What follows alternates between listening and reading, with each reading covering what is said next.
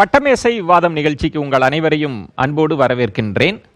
இன்றைய நிகழ்ச்சியில் நாம் வாதிக்க இருக்கக்கூடிய தலைப்பு என்பது கரூர் துயரம் நாட்டையே உலுக்கி இருக்கிறது. அதை மையமாக வைத்து தான் நம்ம தலைப்பை கட்டமைச்சிருக்கிறோம். கரூர் துயரம் பொறுப்பேற்க வேண்டியது யார், அரசியலாக்குவது யார், இதுதான் தலைப்பு. உங்களுடைய கரவொலிகளுக்கு மத்தியில் நான் சிறப்பு விருந்தினர்களை அறிமுகம் செய்கிறேன். திமுகவிலிருந்து திரு தமிழன் பிரசன்னா அவர்கள், வணக்கம் பிரசன்னா. அதிமுகவிலிருந்து திரு கல்யாண சுந்தரம் அவர்கள், வணக்கம் கல்யாண சுந்தரம். பிசிகவிலிருந்து டாக்டர் ஷர்மிளா அவர்கள், வணக்கம் ஷர்மிளா. பாஜகவிலிருந்து திரு எஸ்ஜி சூர்யா அவர்கள், வணக்கம் சூர்யா. அரசியல் விமர்சகர் திரு செந்தில்வேல் அவர்கள், வணக்கம் செந்தில்வேல். முன்னாள் எம்பி திரு கேசி பழனிசாமி அவர்கள், வணக்கம் கேசிபி. கல்யாண சுந்தரம், உங்களிடமிருந்தே தொடங்குறேன்.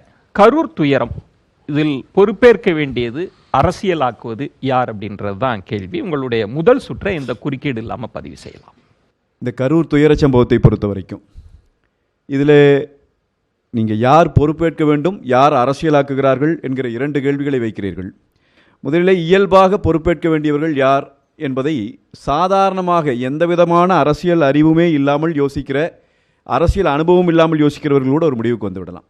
ஏன் அப்படின்னு சொன்னால், அந்த இடத்துல திடீரென்று ஒரு போராட்டமாகவோ திடீரென்று ஒரு ஆர்ப்பாட்டமாகவோ நடந்து, அல்லது வேறு ஏதாவது பயங்கரவாத தாக்குதல்கள் நடந்து அப்படியான ஒரு சம்பவம் இல்லை. மாறாக அரசிடம் அனுமதி வாங்கி, அரசு ஒரு இடத்தை ஒதுக்கி கொடுத்து, அரசினுடைய காவல்துறை, அரசினுடைய உளவுத்துறை அத்தனை பேரும் அனுமதி கொடுத்து ஒரு நிகழ்வு நடைபெறுகிறது. அந்த நிகழ்விலே இப்படி ஒரு சம்பவம் நடக்கிறது என்று சொன்னால், நாமெல்லாம் சொல்லி இதற்கு அரசு பொறுப்பேற்றுக் கொள்ளக்கூடாது. தானாக முதலிலே அரசு பொறுப்பேற்றிருக்க வேண்டும். எந்த இடத்திலே பிழை நடந்திருக்கிறது என்பதை பார்த்திருக்க வேண்டும். ஆனால் அது நடைபெறவில்லை. அதை தாண்டி இன்றைக்கு வரைக்கும் அங்கே இருக்கிறவர்கள், அவர்கள் மீது குற்றச்சாட்டு, தாவேகா கட்சியினர் மீது குற்றச்சாட்டு, அவர்கள் தான் தவறு செய்தார்கள், விஜய் தான் தவறு செய்தார் என்றெல்லாம் சொல்லுகிறார்கள். விஜய் தவறு செய்யவில்லை, தாவேகாக்காரர்கள் தவறு செய்யவில்லை என்பதல்ல எங்கள் வாதம். நான் சொல்கிற வாதம், நான் எடுத்து வைக்கிற வாதம் என்னன்னா, யார் தவறு செய்கிறார்கள் என்பதை விசாரிக்கட்டும். விசாரணையின் முடிவில் யார் குற்றவாளியாக இருந்தாலும் அவர்கள் தண்டிக்கப்படட்டும். ஆனால் விசாரிப்பதற்கு முன்பே குற்றவாளியாகிவிட்டது அரசாங்கம் என்பதுதான் இயல்பான பொதுவான புரிதல் நமக்கு தெரிய வேண்டும். ஏன்னா, பாதுகாப்பு கொடுக்கிறேன் என்கிற உத்தரவாதத்தை கொடுத்தது யார்? எதற்காக முதல்ல நம்ம அனுமதி வாங்குறோம்? ஒரு கூட்டமோ, ஒரு பேரணியோ, ஒரு கூட்டமோ, மாநாடோ, ஒரு ரோட் ஷோவோ எது நடந்தாலும் எதற்கு அரசாங்கத்திடம் அனுமதி வாங்குகிறோம்? வாங்க வேண்டிய தேவை என்ன? அரசாங்கத்திடம் நாங்கள் இந்த இடத்திலே இந்த நிகழ்வை நடத்துகிறோம் என்று சொல்லி அரசாங்கம், காவல்துறை, அந்த உளவுத்துறை சரி நீங்கள் நடத்தி கொள்ளுங்கள் என்கிற அனுமதி கொடுக்கிறது என்று சொன்னால், நீங்கள் நடத்துகிற அந்த நேரத்தில் மற்றவர்களால் உங்களுக்கும், உங்களால் மற்றவர்களுக்கும் எந்த பாதிப்பும் ஏற்படாமல் பாதுகாக்க வேண்டிய பொறுப்பை நாங்கள் ஏற்றுக்கொள்ளுகிறோம் என்று காவல்துறை ஏற்பதுதான் அதனுடைய ப்ரொசீஜர். அதுக்காகத்தான் அனுமதியை வாங்குறோம். அப்படி இருக்கிற போது இவர்கள் இன்றைக்கு வைத்துக் கொண்டிருக்கிற வாதங்கள் எல்லாம், விஜய் லேட்டாக வந்தார், அதெல்லாம் நம்ம ஏற்கனவே பல முறை பேசிவிட்டோம். அவருக்கு கொடுக்கப்பட்ட நேரத்திற்குள்ளே வந்திருக்கிறார். அது வெளிப்படையாக தெரிந்த உண்மை. அடுத்து இந்த இடம் கொடுத்ததிலேயே இருக்கிற சிக்கல். முதல்ல அவங்க கேட்ட இடம், உளவுத்துறை ஒருவேளை அந்த இடம் சரியான இடம் அல்ல என்று நினைத்திருந்தால் அந்த இடத்தையும் தராமல் அவர்கள் மறுத்திருக்கலாம். நீங்க இந்த இடத்தை சூஸ் பண்ணி அவங்க கொடுக்கறதுங்கிற ரெண்டாவது. ரெண்டு இடம் இவங்க கேட்கறாங்க, ரெண்டு இடத்திலுமே இது மாதிரி சிக்கல்கள் வரும் என்பது உளவுத்துறை கணித்திருந்தால் ரெண்டு இடத்திலுமே அனுமதி இல்லை என்று சொல்லியிருக்கலாம். சொல்லல, கொடுத்துருக்காங்க. கொடுத்துட்டாங்கன்னா அந்த இடத்துல நடைபெறுகிற போது இயல்பாக எந்த பிரச்சனையும் வராது என்பதை உளவுத்துறையும் காவல்துறையும் ஏற்றுக்கொண்டது என்பது பொருள். கொடுத்தாச்சு, கூட்டம் நடைபெறுகிறது. விஜய் வந்த லேட்டுங்கிறாங்க. அப்புறம் புதுசா விஜய் வந்தது லேட் இல்லை, அந்த குறிப்பிட்ட டைமுக்குள்ள அவர் வந்தார் என்பதை சொன்னோம்னா உடனே அடுத்த குற்றச்சாட்டுக்கு போறாங்க. 12 மணிக்கு வருவார் என்றே போஸ்ட் போட்டாங்க அவங்க. இதெல்லாம் ஒரு எந்த அரசியல் கட்சியிலும் வருகிற போது, ஒரு கூட்டம் நடைபெறுகிறது என்றால், ஒரு மாநாடு நடைபெறுகிறது என்றால் தொண்டர்கள் தோழர்கள் முன்னாடி வர வேண்டும் என்று சொல்லுகிற செய்தி. அப்படியே 12 மணிக்கு அவங்க வரணும்னு போட்டாங்கல்ல, அது குற்றம் என்று நீங்கள் வாதிடுகிறீர்கள் இல்லையா? 12 மணிக்கு விஜய் வருகிறார் என்று அவர்கள் போஸ்ட் போட்டது நம்முடைய காவல்துறைக்கு, உளவுத்துறைக்கு எப்போ தெரியும்? 12 மணிக்கு இல்லை, நைட்டு 12 மணிக்கு, அன்னைக்கு முன்னத்த நாள் நைட்டே 12 மணிக்கு, நள்ளிரவே விஜய் வருகிறார் என்று கூட அவர்கள் போட்டு போட்டோம். 3 மணி, மாலை 3 மணி வரைக்கும் அந்த இடத்திலே யாரையும் கூட விடாமல் தடுக்கிற அதிகாரம் காவல்துறைக்கு இருக்கிறதா இல்லையா? 3 மணியிலிருந்து 10 மணி வரைக்கும் நாங்கள் அனுமதி கொடுத்திருக்கிறோம். நீ 2:30க்கு வந்தாலும் கூட அங்க பல முறை எங்களுக்கே சொல்லி இருக்கிறது காவல்துறை. அண்ணா திராவிட முன்னேற்ற கழகத்திற்கே பல முறை நாங்கள் போய் கொடி நட்டுகிற போது, நாங்கள் போய் மேடை போடுகிற போது, இன்னும் நேரம் இருக்குல்ல சார், இப்ப பண்ணக்கூடாதும்பாங்க, முன்னத்த நாள் பண்ணக்கூடாதும்பாங்க. அப்ப அந்த இடத்தினுடைய முழுமையான பொறுப்பு காவல்துறை இருக்கிறது. 12 மணிக்கே அவர் சொன்னங்காட்டி 9 மணிக்கே வர தொடங்கிட்டாங்க, அதுதான் காரணம் என்று பேசுவது.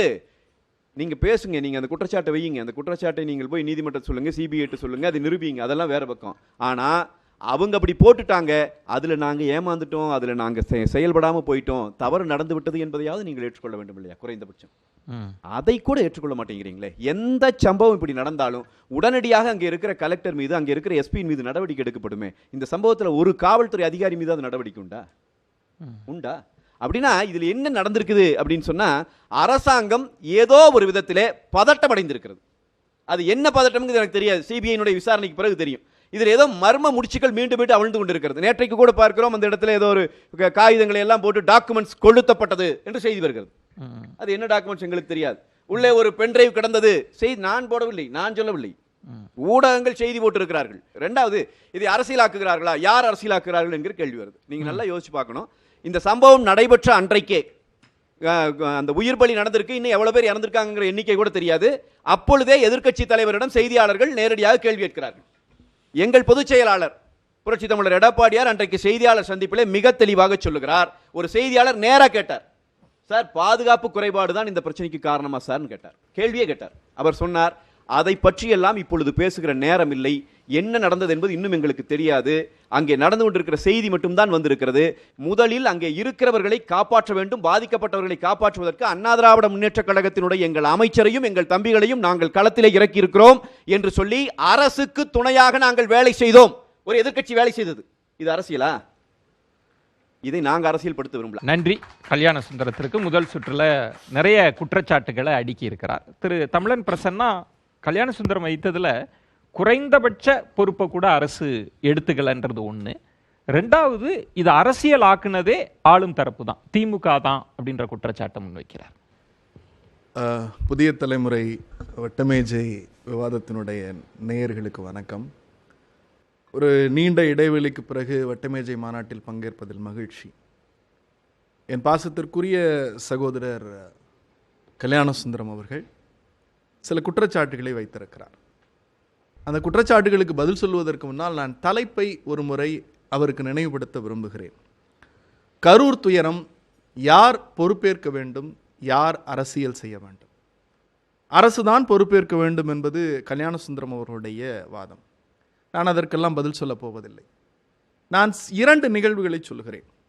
ஒன்று, நம்ம ஊரில் ஒரு பழமொழி சொல்லுவாங்க, அன்னை எப்போ சாவான் திண்ணை எப்போ காலியாகும் அப்படின்னு ஒரு பழமொழி சொல்லுவாங்க. இன்னொன்று, எரியிற வீட்டில் எதையெல்லாம் திருடிட்டு போகலான்னு பார்க்குறவன் உலகமகா திருடேன் அப்படின்னு சொல்லுவாங்க. இப்போ அன்னை எவன் சாவான் எப்போ திண்ணை காலியாகும் அப்படிங்கிற இடத்துல புரட்சி தமிழர் எடப்பாடியும், எரியிற வீட்டில் எதை திருடலாம் அப்படிங்கிற இடத்துல பாசத்திற்குரிய பாஜகவும் இருக்கிற நிலையை கண்டு நான் ரொம்ப வேதனை அடைகிறேன். அந்த வார்த்தையை மட்டும் தவிர்த்தரலாம். தவிர்த்துருங்க. ஏன் அப்படின்னா,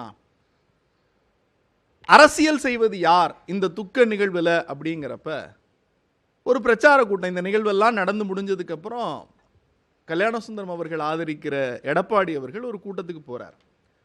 அங்க அதிமுக டிஷர்ட் போட்டுக்கிட்டு ஒரு தம்பி தாவேக்கா கொடியை பிடிச்சி ஆட்டிக்கிட்டு இருக்கார். இவர் பேசிக்கிட்டு இருக்கிறப்ப சொல்றாரு, பாருங்க கூட்டணி ஆரம்பம் ஆயிருச்சு அப்படின்னு ரொம்ப மகிழ்ச்சியா சொல்றார். இந்த கரூர் துயரத்துக்கு அடுத்து நடக்கிற கூட்டத்தில் இப்படி ஒரு நிகழ்வு நடக்குது, அதை காட்டி எடப்பாடி பேசுறாரு அப்படின்னா இது என்ன செயல் அப்படிங்கிறத பார்வையாளர்களுக்கு விட்டுறேன். ரெண்டாவது, பாஜக டோன் எப்படி இருக்கு அப்படின்னா எனக்கு புரியலைங்க. நாம தமிழ்நாட்டில் இங்க இருக்கிற எல்லோரும் தமிழ் ஆர்வலர்கள், தமிழ்நாட்டினுடைய மான உணர்ச்சியில் பங்கேற்கக்கூடியவர்கள் தான். அது அதிமுகவையும் சேர்த்து தான் சொல்லுகிறேன். தமிழ்நாட்டில் விசாரணை அமைப்பில் தமிழ்நாட்டு அதிகாரிகள் கலந்து கொள்ளக்கூடாது அப்படின்னு குஜராத்தை சார்ந்த காவல்துறை அதிகாரி, குஜராத்தை சார்ந்த ஓய்வு பெற்ற நீதிபதி, அதுவும் குறிப்பாக பில்கிஸ் பானு வழக்கில் 11 பார்ப்பன குற்றவாளிகளையும் விடுதலை செய்த ஒரு நீதிபதி, இவர்கள் தான் விசாரிப்பார்கள் அப்படிங்கிறதுல பாஜகவின் உள்ளீடு இல்லை, பாஜகவினுடைய அரசியல் இல்லை அப்படிங்கிறத யாரும் இங்க நம்புறதுக்கு தயாரா இல்லை. நீதிமன்ற தீர்ப்பை சந்தேகிக்கிறீங்க? நீதிமன்ற தீர்ப்பை தான் விமர்சிக்கிறேன். நம்ம கல்யாண சுந்தரம் ஒரு விஷயம் சொன்னாரு, இதற்கெல்லாம் அரசு தான் பொறுப்பேற்க வேண்டும். அம்மையார் ஜெயலலிதா மகாமக குளத்திற்கு தன்னுடைய தோழியாரோடு புனித நீராட போனார். அப்போது பல உயிர்கள் மரணித்து போனது. அப்ப ஐஎஸ் இல்லையா? அப்ப கூட்ட நெரிசலை கட்டுப்படுத்துவதற்கு காவல்துறை இல்லையா? அப்ப எந்த எஸ்பி மேல நடவடிக்கை எடுத்தீங்க? எந்த கலெக்டர் மேலே நடவடிக்கை எடுத்தீங்க? இதெல்லாம் நான் பட்டியலிட முடியும். பரமக்குடியில் அதிமுக அம்மையார் ஜெயலலிதா ஆட்சி காலத்தில் துப்பாக்கி எடுத்து சுட்டிங்க, 13 பேர் செத்து போனா. தாழ்த்தப்பட்ட சகோதரர்களை பார்த்து அந்த துப்பாக்கி சுண்டு போச்சே. அப்ப போராட்டத்தில் இந்த போராட்டம் இதனால் நடைபெற்றதுன்னு அப்ப முதலமைச்சராக இருந்த ஜெயலலிதாவுக்கு தெரியாதா? தூத்துக்குடி கலவரத்தில் கிட்டத்தட்ட ஸ்னோலின்னு 13 வயசு பிள்ளைய வாயில குறி வச்சு சுட்டிங்களே சார், அப்ப உங்க ஐஎஸ் எங்க போச்சு அப்படின்னு என்னால கேட்க முடியும். இது அரசாங்கம் நிகழ்த்திய அரச பயங்கரவாதம். இங்க அப்படி அல்ல. நான் எங்க தலைவர் நினைச்சு நான் பெருமைப்படுறேன். எங்கள் மரியாதைக்குரிய முத்துவேல் கருணாநிதி ஸ்டாலின் அவர்களை நினைத்து பெருமைப்படுகிறேன். நான் இந்த மேடை கூட அரசியலுக்கு பயன்படுத்த விரும்பல. நீங்க நினைச்சிருந்தா ஒரு உதாரணத்துக்கு சொல்றேன், ஒரு ஒப்பீட்டு அளவில் சொல்றேன். அம்மையார் ஜெயலலிதா இந்நேரம் உயிரோடு இருந்து அவர் இந்த நாட்டின் முதலமைச்சராக இருந்திருந்தால் விஜய் இந்நேரம் புழலில் களி தின்று கொண்டிருந்திருப்பார். புசி ஆனந்த் எங்கே வேலூரில் எங்கேயாவது ஒரு இடத்தில் உட்கார வைக்கப்பட்டிருப்பார். அல்லது அதிமுகவை சார்ந்தவர்கள் அவர்கள் அமைச்சராக இருந்தார்கள் என்றால் இந்நேரம் விமர்சித்து பேசி இருந்தால் விஜயை ஒட்டுமொத்தமாக நசுக்கி இருப்பார்கள். இதுதான் நிலவரம். ஆனால் எங்கள் தலைவர் சொன்னார், எங்கள் முதலமைச்சர் சொன்னார், எந்த அரசியல் இயக்க தலைவனும் தான் தொண்டன் மரணிப்பதை விரும்ப மாட்டான். The magnificent politician. ஒரு தலைவர் அரசியல் முதிர்ச்சியோடு செயல்படுகிறார். ஒரு துயரம் நடந்துருச்சு, அந்த துயரத்தில் ஏன் இந்த விவாதத்தில் பங்கேற்பதற்கு கூட அந்த துயர சம்பவத்திற்கு காரணமான அரசியல் கட்சியினுடைய தலைவர்களோ அல்லது பேச்சாளர்களோ இல்லை.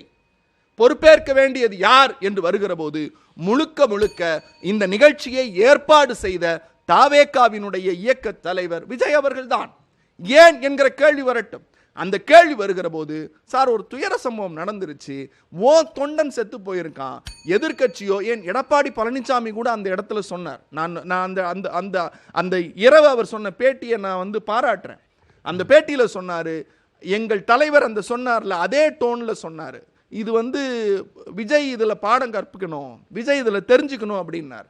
இப்ப எல்லா இயக்கங்களும் அப்படித்தான் சொன்னது. 2 இயக்கங்கள் அரசியல் டோனுக்காக, பாஜகவும் அதற்கு பிறகு அதிமுகவும் டோனை மாத்தினீங்க. அப்ப இதில் அரசியல் செய்வது அதிமுக, பொறுப்பேற்க வேண்டியது தாவேகாவினுடைய விஜய். சூர்யா, பிரசன்னா முதல் கட்ட வாதத்தில் எடுத்து வைத்தது பொறுப்பேற்க வேண்டியது விஜய் அவர்கள் தான் அப்படின்றதும், இதில் அரசியல் செய்வது அதிமுக பாஜக தான் அப்படின்ற கருத்தை முன் வச்சிருக்கிறார். உங்கள் கருத்தை எடுத்து வைக்கலாம். பிரசன்னா அவர்கள் சொல்லும்போது குஜராத்தை சேர்ந்த நீதிபதிக்கு கொடுத்துட்டாங்கன்னு சொன்னார். அஜய் ரோஸ்தோகி என்பவர் ராஜஸ்தானை சேர்ந்தவர். ராஜஸ்தானில் லா ப்ராக்டிஸ் பண்ணார். ராஜஸ்தான் ஹைகோர்ட்டில் திமுக காங்கிரஸ் ஆட்சியில் இருந்த 2004ஆம் ஆண்டு நீதிபதியாக தேர்வு செய்யப்பட்டார். அவருக்கும் எங்களுக்கும் சம்மந்தம் இல்லை. அந்த கிளாரிஃபிகேஷன் முதல்ல. இரண்டாவது, இந்த விஷயத்தில் அரசாங்கம் தவறு இழைத்திருக்கின்றது என்பதை எதிர்க்கட்சிகள் பிஜேபி அதிமுக யாருமே வேண்டாம். 2 பேர்கள் சொன்ன ஸ்டேட்மெண்ட் வைத்து இது எப்படி தவறு இழைத்திருக்கிறது அப்படின்னு சொல்கிறது. துயரத்திற்கு முன்பு நடந்த சம்பவம் குறித்து பொறுப்பு டிஜிபி வெங்கட்ராமன் அவர்கள் என்ன சொல்கிறார் என்றால், டைம்ஸ் ஆஃப் இந்தியாவுக்கு அளித்த பேட்டியில், இந்த கூட்டத்திற்கு கொடுக்கப்பட்ட இடம் மிகவும் குறுகலாக இருந்ததால் பாதுகாப்பிற்காக கூடுதல் காவல்துறையினரை ஈடுபடுத்த முடியவில்லை. அதாவது ஒரு டிஜிபியே என்ன சொல்கிறாருன்னா, குறுகலான இடமா இருந்ததுனால எங்களால் அதிக காவல்துறையினரை அங்கே பணியமர்த்த முடியவில்லை. இந்த கேள்வி தான் கேட்குறோம். குறுகலாக இருக்கின்றது என்று காவல்துறையினை ஒப்புக்கொண்ட இடத்தை எப்படி இவ்வளவு பெரிய கூட்டம் நடத்துவதற்கான அனுமதிக்கு கொடுத்தார்கள் என்பதுதான் முதல் கேள்வி. அதையே விசாரிக்க வேண்டும். இரண்டாவது, இந்த சம்பவத்திற்கு பின் ஒரு நபர் விசாரணை ஆணையம் நம்ம அருணா ஜெகதீசன் அவர்கள் தலைமையில் அமைக்கப்பட்டது. அது தவறு, அவர்கள் சரியில்லை என்று நாங்கள் சொல்லவில்லை. இங்கே உட்கார்ந்திருக்கக்கூடிய அக்கா, அவர்களுடைய தலைவர் திரு திருமாவளவன் அவர்கள், இது கண் துடைப்பு நடவடிக்கை, இந்த ஆணையத்தின் மீது எங்களுக்கு எந்த நம்பிக்கையும் இல்லை, உண்மை வெளியே வரும் என்று அப்படின்னு உங்கள் கூட்டணி கட்சிக்காரங்களே சொல்லிட்டாங்க. அப்போ முன்னாடியும் உங்கள் பக்கம் தப்பு இருக்குது, பின்னாடியும் உங்கள் பக்கம் தப்பு இருக்குது அப்படின்றத முதல்ல தெளிவுபடுத்திடுறேன். இரண்டாவது, கல்யாண சுந்தரம் அவர்கள் பேசும்போது சொன்னார், இவ்வளோ பெரிய சம்பவம் நடந்திருக்கு, தமிழகம் மட்டுமில்லை இந்தியாவிலே ஒரு அரசியல் கூட்டத்திற்கு சென்று 41 பேர் இறந்ததாக வரலாறு இன்று வரை கிடையாது. ஆனால் ஒரு அரசாங்க அதிகாரி மீதும் இன்று வரை நடவடிக்கை எடுக்காததற்கு காரணம் தான் எங்களுக்கு புரியவில்லை.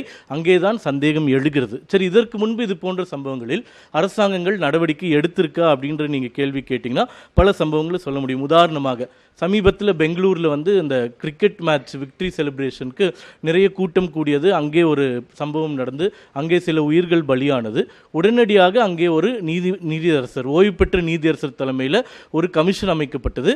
பெங்களூர் கமிஷனராக இருந்தவர் சஸ்பெண்ட் செய்யப்பட்டார். மாண்புமிகு எதிர்க்கட்சி தலைவர்லேருந்து எங்கள் பாஜக தலைவர்லேருந்து எல்லாருமே சொன்ன ஒரு குற்றச்சாட்டு தான். அதாவது the top officials of the police department have taken to press conference to observe the fault of the subordinate officials and have taken a robust defense that their officers were prompt in taking requisite action. அதாவது விசாரணை நடைபெற்று கொண்டு இருக்கும்போதே அரசாங்க அதிகாரிகளும் அமைச்சர்களும் விசாரணைக்கு உட்பட்டவர்கள் மீது எந்த தவறும் இல்லை என்ற ஒப்புதல் வாக்குமூலத்தை கொடுத்து விட்டார்கள். அதாவது விசாரணையே முடியறதுக்கு முன்னாடி எங்க மேல ஒரு தப்புமே இல்லை என்று சீனியர் ஆபீசர்ஸ் வந்து பிரஸ்ஸை பார்த்து மக்கள் கிட்ட சொல்லிட்டா, விசாரணை செய்பவர்கள் எப்படி விசாரணைக்கு உட்பட்டவர்கள் தவறு செய்திருந்தால் கூட அவர்கள் குற்றத்தை ஒப்புக்கொள்வார்கள். அப்போ இது கண்ணுக்கு முன்னாடியே மிகப்பெரிய நாடகம் அரங்கேறி இருக்கின்றது. அதை உச்சநீதிமன்றம் தலையிட்டு கொட்டு வைத்திருக்கின்றது. இப்போ திமுகவிற்கு என்ன பிரச்சனை என்றால், சிபிஐக்கு இந்த வழக்கு போனது மட்டும்தான் பிரச்சனை. அதை திசை திருப்புவதற்கு அனைத்து வேலைகளையும் அவர்கள் செய்ய. இதுல பாஜக அரசியல் செய்யவே இல்லையா? கூட்டணி அரசியல், அது அந்த அரசியலை நோக்கிலாம் என்ன? அதான் நான் சொல்றேனே, இந்த விஷயத்துல அரசியல் செய்கிறாங்க அப்படின்னு சொல்கிறதே இல்லை. அப்படி ஒரு எண்ணம் வரதே மனிதாபிமானமற்ற ஒரு விஷயம்னு சொல்கிறோம். நீங்கள் வந்து பிஜேபி அதிமுக விட்டுருங்க, பொதுமக்கள் கிட்ட போய் இந்த சம்பவத்தில் யார் மீது தவறு இருக்கிறது, யார் மீது தவறு இல்லை அப்படின்னு கேட்டிங்கன்னா, திமுக இங்கே வைக்கக்கூடிய நரேட்டிவ் என்னவென்றால், சம்பவத்திற்கு முன் நடந்த விஷயங்களை பேசாமல் பின் நடந்த விஷயங்களை பேசுகிறார்கள். ரெண்டு விஷயம் திரு சூர்யா. இப்போ கல்யாண சுந்தரம் அவர்கள் கேட்ட கேள்வி, குறைந்தபட்ச பொறுப்பை அரசு எடுக்க வேண்டாமா அப்படின்ற ஒரு கேள்வி போல, மாற்று தரப்புல இருந்து என்னன்னா, குறைந்தபட்சம் விஜய் மீதும் தவறு இருக்கிறது அப்படின்னு ஏன் பாஜகவுக்கெல்லாம் சொல்வதில் ஏதாவது தவறு பிரச்சனை இருக்கான்னு கேட்குறாங்க. நிறைய விமர்சனங்கள் இருக்கு அதை பத்தி பேசுறதுக்கு. ஆனா இங்க நம்ம நாட்டு ஒரு சுதந்திர நாடு, ஜனநாயக நாடு, அரசியலமைப்பின் பால் இயங்கக்கூடிய ஒரு நாடு. இரண்டு விஷயங்கள் இருக்கு. ஒன்னு ரெஸ்பான்சிபிலிட்டி, இன்னொன்னு அக்கௌண்டபிலிட்டி. அதாவது கடமை என்று ஒன்று இருக்கின்றது, பொறுப்பு என்று ஒன்று இருக்கின்றது. விஜய் அவர்களுக்கு நிச்சயமாக கடமை இருக்கின்றது. அந்த கடமையில் அவரோ அவருடைய கட்சியோ தவறு இருந்தால் நீங்கள் நடவடிக்கை எடுங்கள். உயர்நீதிமன்ற நீதியரசர் அரசாங்கத்தை பார்த்து கேட்டார், நீங்க வந்து பிஜேபியோட டீலிங் வச்சிருக்கீங்கன்றீங்க. ஆனால் நீதியரசர் செந்தில்குமார் அவர்கள் தமிழக அரசாங்கத்தை பார்த்து அந்த வாகனத்தை, அதாவது அது வந்து வாகனம் தான் இங்க சப்ஜெக்ட் டு ப்ராப்ளம், அதை கூட நீங்கள் ஏன் கைப்பற்றவில்லை, அதை ஏன் தப்பிக்க விட்டீர்கள்? முதல் கேள்வி. இரண்டாவது, விஜய் அவர்களை ஏன் கைது செய்யவில்லை அப்படின்னு சொல்லிட்டு நீதியரசர் திமுக அரசை பார்த்து பதில் சொல்ல இறுதி அவரே இருக்கிறது. இப்போ ரெஸ்பான்சிபிலிட்டி அக்கௌண்டபிலிட்டியில் விஜய் அவர்களிடம் நீங்கள் ரெஸ்பான்சிபிலிட்டி எதிர்பார்க்கலாம், தவறு கிடையாது. ஆனால் அக்கௌண்டபிலிட்டி, அந்த பொறுப்பு அப்படின்றது அவர்களால் செய்ய முடியாது. ஏனென்றால் அவர்கள் அரசு அதிகாரத்தில் கிடையாது. பொறுப்பு என்பது ஆளுகின்ற அரசாங்கத்திற்கு தான். இறுதியாக ஒரே ஒரு கருத்து, கருணாநிதி அவர்கள் மறைந்த முன்னாள் முதல்வர் அவர்கள் இறந்தவுடன் அப்போது நடந்த கூட்ட நெரிசலில் 5 பேர் இறந்தார்கள். கிட்டத்தட்ட 40 பேர் மூச்சு திணறல் போன்ற பிரச்சனைகள் வந்தது. அப்போது எதிர்க்கட்சியாக இருந்த திரு ஸ்டாலின் அவர்கள் கூட்டத்தை ஏற்பாடு செய்த, இல்லை அந்த இரங்கல் கூட்டத்தை நடத்திய திமுகவினர் மீது தவறு சொல்லவில்லை. அப்போது முதல்வராக இருந்த எடப்பாடி பழனிசாமி அவர்கள் மீதுதான் சரியான ஏற்பாடுகளை செய்யவில்லை என்ற குற்றத்தை சுமத்தினார். அப்போது அவர் சொன்னது சரியானால் இப்போதும் அது பொருந்துமா இல்லையா என்பதுதான் என்னுடைய கேள்வி. நன்றி. செந்தில், சூர்யா சொன்ன வாதத்தில் பொறுப்பேற்க அரசு தவறுதுன்றதும், இதில் நாங்கள் அரசியலே செய்யலை, ஆனால் அரசியல் தன்மையோடு திமுக அரசு தான் இந்த பிரச்சனையை அணுகி இருக்கு அப்படின்றார். உங்கள் முதல் கட்ட வாதம். தோழர் சூர்யா உள்ளிட்ட அவையில் இருக்கக்கூடிய 5 விருந்தினர்களுக்கும் நெறியாளர் விஜயன் அவர்களுக்கும் என்னுடைய வாழ்த்துக்களும் வணக்கங்களும் நன்றியும். ஏன்னா கருத்தியலாக மாறுபட்டாலும் ஒரு பண்பட்ட விவாதத்தை வைக்கக்கூடிய ஆளுமைகள் இருக்கக்கூடிய அரங்கு. ஸோ அந்த விதத்தில் அனைவருக்கும் என்னுடைய வணக்கத்தை சொல்லிட்டு, சூர்யா அவர்கள் ஒன்று சொன்னார், 2 தரப்பின் மீதும் கூட சொல்லலை, காவல்துறையின் மீது ஒரு சந்தேக பார்வை விழுந்து விட்டது, அதனால் அந்த வழக்கு சிபிஐ விசாரிக்கணும் அப்படின்னு சொன்னார். சிபிஐ விசாரணைக்கு உத்தரவிட பொதுவான குற்றச்சாட்டுகள் மட்டும் போதுமானது அல்ல. குற்றம் நடைபெற்றதற்கான அடிப்படை ஆதாரம் இல்லாமல் சிபிஐ விசாரணைக்கு உத்தரவிட முடியாது. ஏதேனும் ஒரு தரப்பினர், பாஜகவை சொல்கிறாரு அப்படி வச்சுப்போம், ஏதேனும் ஒரு தரப்பினர் மாநில காவல்துறை மீது நம்பிக்கை இல்லை என்று கூறுவதாலோ அல்லது சந்தேகங்களை எழுப்புவதாலோ மட்டும் சிபிஐ விசாரணைக்கு உத்தரவிட முடியாது. இது சுப்ரீம் கோர்ட்டோட ஜட்ஜ்மெண்ட். வேறொரு வழக்கிலையா? ஆமாம், உத்தரப்பிரதேசத்தில் பணி நியமனத்தில் முறைகேடு நடந்த வழக்கில் சிபிஐ விசாரணை கேட்குறாங்க. அங்கே ஒரு தரப்பு உத்தரப்பிரதேச அரசின் மீது ஐயம் கொண்டு சொல்லுகிறது. உச்சநீதிமன்றம் என்ன சொல்லுது? அதெல்லாம் கிடையாது. இப்போ சகோதரர்களோட முடிவுக்கும் மக்களோட முடிவுக்கும் விட்டுறேன் ஒன்று. அப்புறம் முத்தமிழர் டாக்டர் கலைஞர் அவருடைய மறைவை ஒட்டி அது திமுக ஒருங்கிணைத்ததுன்னாரு. எல்லாருக்குமே தெரியும், ஒரு முன்னாள் முதலமைச்சரோ, ஒரு முன்னாள் பிரதமரோ, ஒரு முன்னாள் குடியரசுத் தலைவரோ போன்றவர்கள் மறைந்தால் அவருடைய இறுதிச் சடங்குகளை நடத்த வேண்டிய பொறுப்பு யாருடையது? யார் ஆட்சியில் இருக்கிறார்களோ அவர்களுடையது. அது திமுகவோட கட்சி நிகழ்ச்சி. அது ஒரு முன்னாள் முதலமைச்சர் மரணம் அடைந்திருக்கிறார், அந்த நிகழ்ச்சி. ரைட். இப்போது 2 விஷயம். யார் பொறுப்புங்கிறதா நீங்கள் கேட்டீங்க சார். 2 அரசியலாக்குவது. அரசியலாக்குவது. தமிழ்நாட்டில் ஒவ்வொரு ஆண்டும் மதுரையில் அழகர் ஆற்றில் இறங்குகிறார். லட்சக்கணக்கான பக்தர்கள் அதை பார்ப்பதற்காக குவிகிறார்கள். யாராவது செத்துருக்கானா? இல்லை. திருவண்ணாமலையில் அருணாச்சலேஸ்வரர் கோவிலில் தீபம், கார்த்திகை தீபம் ஏற்றுவார்கள். லட்சக்கணக்கான பக்தர்கள் கூடுவார்கள். ஏதாவது ஸ்டாம்பேட் நடந்திருக்குதா? இல்லை. திருச்செந்தூர் சூரசம்ஹாரம் நடந்திருக்குதா? இல்லை. கட்டுக்கடங்காத கூட்டம், பல லட்சம் பேர், இதைவிட கூடிய இடங்களிலெல்லாம் நடக்காத ஒரு மரணம் கரூரில் விஜயனுடைய கூட்டத்தில் மட்டும் நடந்ததற்கு என்ன காரணம்? மற்ற இடங்களிலெல்லாம் கூடுவது கட்டுக்கடங்காத கூட்டம். விஜய்க்கு கூடுவது எதற்கும் கட்டுப்படாத கூட்டம். 2க்கு வித்தியாசம் இருக்கு. கட்டுக்கடங்காத கூட்டத்துக்கும் கட்டுப்படாத கூட்டத்திற்கும் வேறுபாடு இருக்கிறது. திரு கல்யாண சுந்தரம் கேட்டது இப்போ நீங்க சொல்றீங்க கட்டுப்பாடற்ற கூட்டம்னா இதை முன்னுணர்ந்திருக்கணும் உளவுத்துறை. ஒன்று, நீங்க அனுமதி மறுத்திருக்கணும், இல்லைன்னா அதை கட்டுப்படுத்தி குறைஞ்சபட்ச ரெஸ்பான்சிபிலிட்டி கூட ஏன் எடுத்துக்க மாட்டேங்குது அரசு? விஜயனுடைய மனசாட்சிக்கு விடுறேன், பார்க்கிற நேர்களுடைய மனசாட்சிக்கு விடுறேன், என்னுடைய தோழர் கல்யாண சுந்தரம் மனசாட்சிக்கு விடுறேன். அப்படியே சும்மா ரிவைன் பட்டன் போடுங்க. இதெல்லாம் நடக்கல. கரூருக்கு வரக்கூடிய விஜய் கரூர் பாதி வழியில் தடுத்து நிறுத்தப்படுகிறார். கூட்டம் அங்கே கட்டுக்கடங்காமல் இருக்கு. கட்டுக்கடங்காமல் மட்டும் இல்லை, கட்டுப்படுத்தப்படாத கூட்டம். உங்களை அங்கே அனுமதிக்க முடியாதுன்னு காவல்துறை நிப்பாட்டிடுச்சு. அடுத்த நிமிடம் எடப்பாடி பழனிசாமி வந்து என்ன அறிக்கை வரும்னு நான் சொல்லட்டுமா? இதான் ஜனநாயகமா? எதிர்க்கட்சி தலைவர் என்ன கேட்பாரு? ஸ்டாலின் விஜயை பார்த்து அஞ்சுகிறார். கேட்பீங்களா மாட்டீங்களா? சார் நீங்கள் எப்படி வேணாலும் பேசலாம். நான் என்ன கேட்குறேன், நான் திருப்பி சொல்கிறேன். அழகர் ஆற்றில் இறங்கும் சம்பவத்திற்கு 10 லட்சம் போலீஸ் பாதுகாப்புக்கு போட்டிருக்காங்களா? ஒவ்வொரு மனிதருக்கும், ஒவ்வொரு பக்தருக்கும் ஒரு போலீஸ் பாதுகாப்புல இருக்காங்களா? தாவேக்கா பொறுப்பு எடுத்திருக்கணும். கட்டுப்படாத கூட்டம் தானே நீங்க. சார் நான் திருப்பி சொல்றேன், அவங்க தானே பொறுப்பு. நீங்க 10,000 போலீஸை கூட போடுங்க. நான் வீடியோ ஆதாரத்தோட காட்டுறேன். ஒரு தம்பி சோத்து மேலே ஏறி உட்காந்துருக்காரு, மரத்து மேலே ஏறி உட்காந்துருக்காரு. நான் வேணா ப்ளே பண்ணி காட்டுறேன். புதிய தலைமுறையில் வந்த விஷயம் தான். ஒரு காவல்துறை அதிகாரி கஷ்டப்பட்டு மேலே ஏறி சோத்து பக்கத்தில் போய் அவனை பிடிச்சி இழுக்கிறார். தம்பி இறங்கு தம்பி, வேணாம் தம்பி இறங்குங்கிறார். அவன் அங்கே கையை வச்சுட்டு எல்லாரையும் கூப்பிட்டு சிரிக்கிறான். அந்த காவல்துறை அதிகாரி பார்த்து சிரிக்கிறான். ஹே அப்படிங்கிறான். அவரை பார்த்து அவர் கையெடுத்து இழுக்கிறார். கையெடுத்து என்னெல்லாம் பண்ணி ஒரு 100 ரூபா நோட்டு எடுத்து இப்படி ஆட்டுறான் அவர் முன்னாடி. இதுக்கெல்லாம் தமிழ்நாடு அரசும் காவல்துறையும் ஸ்டாலினும் தான் பொறுப்பெடுக்கணும். தயவு செய்து அரசியல் பண்ணாதீங்க. நான் சொல்றேன், ஒரு நிமிஷம் விஜயன். விஜயனுடைய அரசியலை நம்ம பேசுவோம். விஜய் வந்து திமுக கேள்வி கேட்கட்டும், ஸ்டாலின் அவர்களை நோக்கி கேள்வி கேட்கட்டும், அதெல்லாம் வேற. அதுக்கு திமுக பதில் சொல்லட்டும், அதிமுக கேள்வி கேட்கட்டும். இது பண்பட்ட அரசியல். ஆனால் நான் திமுகவிற்கு, பாஜகவிற்கு, தமிழ்நாட்டிற்கு ஆபத்தான ஒரு கூட்டத்தை எக்காரணத்தை கொண்டு வளர்த்து விடாதீர்கள். நீங்க திமுக எதிர்ப்பு என்ற ஒற்றை காரணத்தில் இப்படி ஒரு கூட்டத்தை ஆதரிச்சு வளர்த்துட்டீங்கன்னா அது நாளைக்கு நம்ம எல்லாருக்கும் தலைவலி, உங்க எல்லாருக்கும் தலைவலி, இன்க்ளூடிங் பாஜக அதிமுகவுக்கும் சேர்த்து தலைவலி. திரு கல்யாண சுந்தரம் சொன்னது, முதல்ல எதிர்க்கட்சி தலைவர் அதை அரசியல் செய்யல, பாஜக தரப்புல இருந்து நாங்க அரசியல் செய்யல, 2 பேருக்கும் பொறுப்பு இருக்கு அப்படின்னா. ஆனா இதை திமுக அமைச்சர்கள் தான் அரசியலாக்குனாங்க. எடப்பாடி மாசு அவர்கள் அமைச்சருடைய அறிக்கைக்குள்ள அரசியல் தான் இருக்கு அப்படின்றது. எடப்பாடி பழனிசாமி அவர்கள் முதல் நாள் சொன்ன பைட்லேருந்து எல்லாமே இருக்குது. அதை எடுத்து நம்ம பேசலாம். அவர் என்ன சொன்னார், எனக்கும் நானும் ஃபுல்லாக பார்த்துருக்கேன். இப்போ என் கையில் கூட இருக்குது. ஒரு கொஞ்சம் கவனமாக நடந்திருக்கணும். இவ்வளோ கூட்டம் கூடுறீங்க, ஏற்கனவே நீங்கள் 4-5 இடத்துல நடத்திருக்கீங்க, அந்த தலைவருக்கும் இதில் பொறுப்பு இருக்குன்னு ஒரு வார்த்தை சொன்னார், இல்லைன்னு சொல்லலை. ஆனால் அதை தாண்டி அவர் அன்றைக்கு முதல் நாளே அரசை விமர்சிக்க தொடங்கிவிட்டார். அதான் உண்மை. 7-12 பாதுகாவலர்கள் விஜய்கிட்ட போய் எச்சரிக்கிறாங்க. என்ன ஆச்சுன்னு கேட்டு அவர் தண்ணி பாட்டில் கொடுக்கும்போது 7:21 அவர் பேச தொடங்கிய 7வது நிமிடம் 21 செகண்டில் அவர் தண்ணி பாட்டில் கொடுக்குறார்.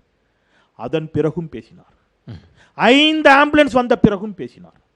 நான் என்ன சொல்றேன், இங்க சகோதரர் கல்யாண சுந்தரம் இருக்கிறார், சகோதரர் இருக்கிறாங்க, எல்லாரும் இருக்கிறீங்க. எடப்பாடி பழனிசாமியோ அல்லது பாஜகவினரோ கூட நான் நம்புறேன், மேபி இப்போ இதுவே எடப்பாடி பழனிசாமி செய்வாரான்னு எனக்கு இப்போ அந்த நம்பிக்கை இழந்துட்டு வருது. ஏன்னா ஆம்புலன்ஸ் டிரைவர் அடிங்கன்ட்டார் அவர். எந்த தலைவர்களுமே என்ன சொல்லுவாங்க தெரியுமா, இப்படி ஒருத்தர் மயங்கி விழுந்தால் உடனடியாக பேச்சை நிப்பாட்டுவாங்க.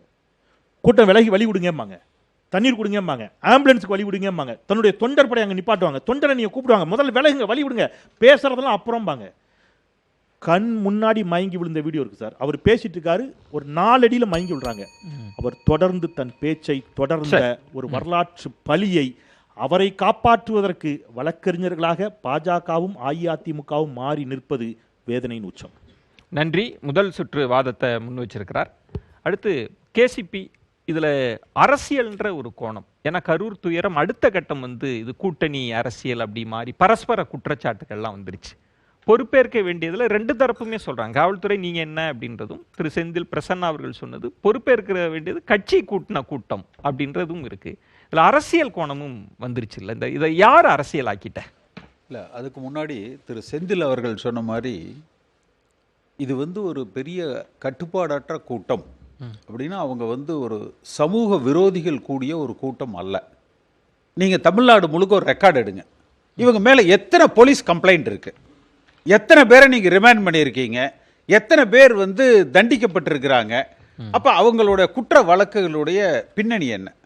ஒரு இளைஞர்கள் அரசியல் ஆர்வத்தில் ஒரு ஆர்வ கோளாறுல அதிகமாக ரியாக்ட் பண்ணுறாங்க, உணர்ச்சி வசப்படுறாங்க என்கிற அளவில் தான் எடுத்துக்கலாம். காட்சிகள் நீங்க பாத்தீங்கல்ல, எப்படி இருந்தாங்க அந்த கூட்டத்தின் தன்மை? உணர்ச்சி வசப்பட்ட கூட்டம் என்று தான் சொல்ல முடியுமே ஒழிய அவர்கள் சமூக விரோதிகள் அல்ல. இல்ல, கட்டுப்பாடற்றது எந்த உத்தரவுக்கும் கீழ்ப்படியாமை இல்ல. என்ன உத்தரவு? காவல்துறை மரத்துல இருந்து இறங்குங்கன்றாங்க, முடியாது. அதுக்கு தான் வர்றேன். சரி, இதை ஒருங்கிணைக்க வேண்டியது, ஒழுங்குபடுத்த வேண்டிய ஒரு கடமை யாருக்கு இருக்கு? காவல்துறைக்கு இருக்கு. எனக்கு தெரிஞ்சு எந்த பொதுக்கூட்டம் 7 மணி நேரம் நடக்கும் ஏதாவது நடந்திருக்கா? தமிழ்நாட்டில் 7 மணி நேரம் ஒரு பொதுக்கூட்டம் நடந்திருக்கா? நீங்க ஏன் 3 மணியிலிருந்து 10 மணி வரைக்கும் சொல்லிட்டு ஒரு பிளாங்கெட் பர்மிஷன் கொடுக்குறீங்க? அதிகபட்சம் போனா 2 மணி நேரம், வொர்ஸ்ட் கேஸ் 3 மணி நேரம். நீங்க 3லிருந்து 7 வரைக்கும் சொல்லிட்டு ஒரு பிளாங்கெட்டா ஒரு லென்த்தியா கொடுக்குறீங்க. ஒன்று. அடுத்தது, நான் பல கூட்டங்களை பார்த்திருக்கிறேன். ஒரு குறிப்பிட்ட நேரம் தாண்டுகிற பொழுதோ அல்ல அந்த கூட்டத்தில் ஒரு பிரச்சனை வரையிலையோ ஒரு பேச்சாளர் பேசிட்டு இருந்தா கூட காவல்துறையினுடைய லோக்கல் இன்ஸ்பெக்டர் ஏறி பேசுற ஒரு மாவட்ட செயலாளராக கூட இருப்பாரு, ஆளுங்கட்சியை சார்ந்தவராக இருப்பார், மைக்க பிடிங்கிடுவாங்க. இல்லை சார், பேசக்கூடாது சார். உத்தரவு போடுகிற நிலையில் இருக்கிறவர்கள் காவல்துறை அதிகாரிகள். இவங்க நாங்கள் ரெக்வஸ்ட் பண்ணோம், கேட்கல என்று சொல்வது காவல்துறையினுடைய ஒரு பலகீனத்தை காட்டுது. இதுல நம்ம திமுக அண்ணா திமுகன்னு பார்க்க வேண்டிய அவசியம் இல்லை. எனக்கு நீங்க நீண்ட நெடிய அனுபவம் கொண்டவர்.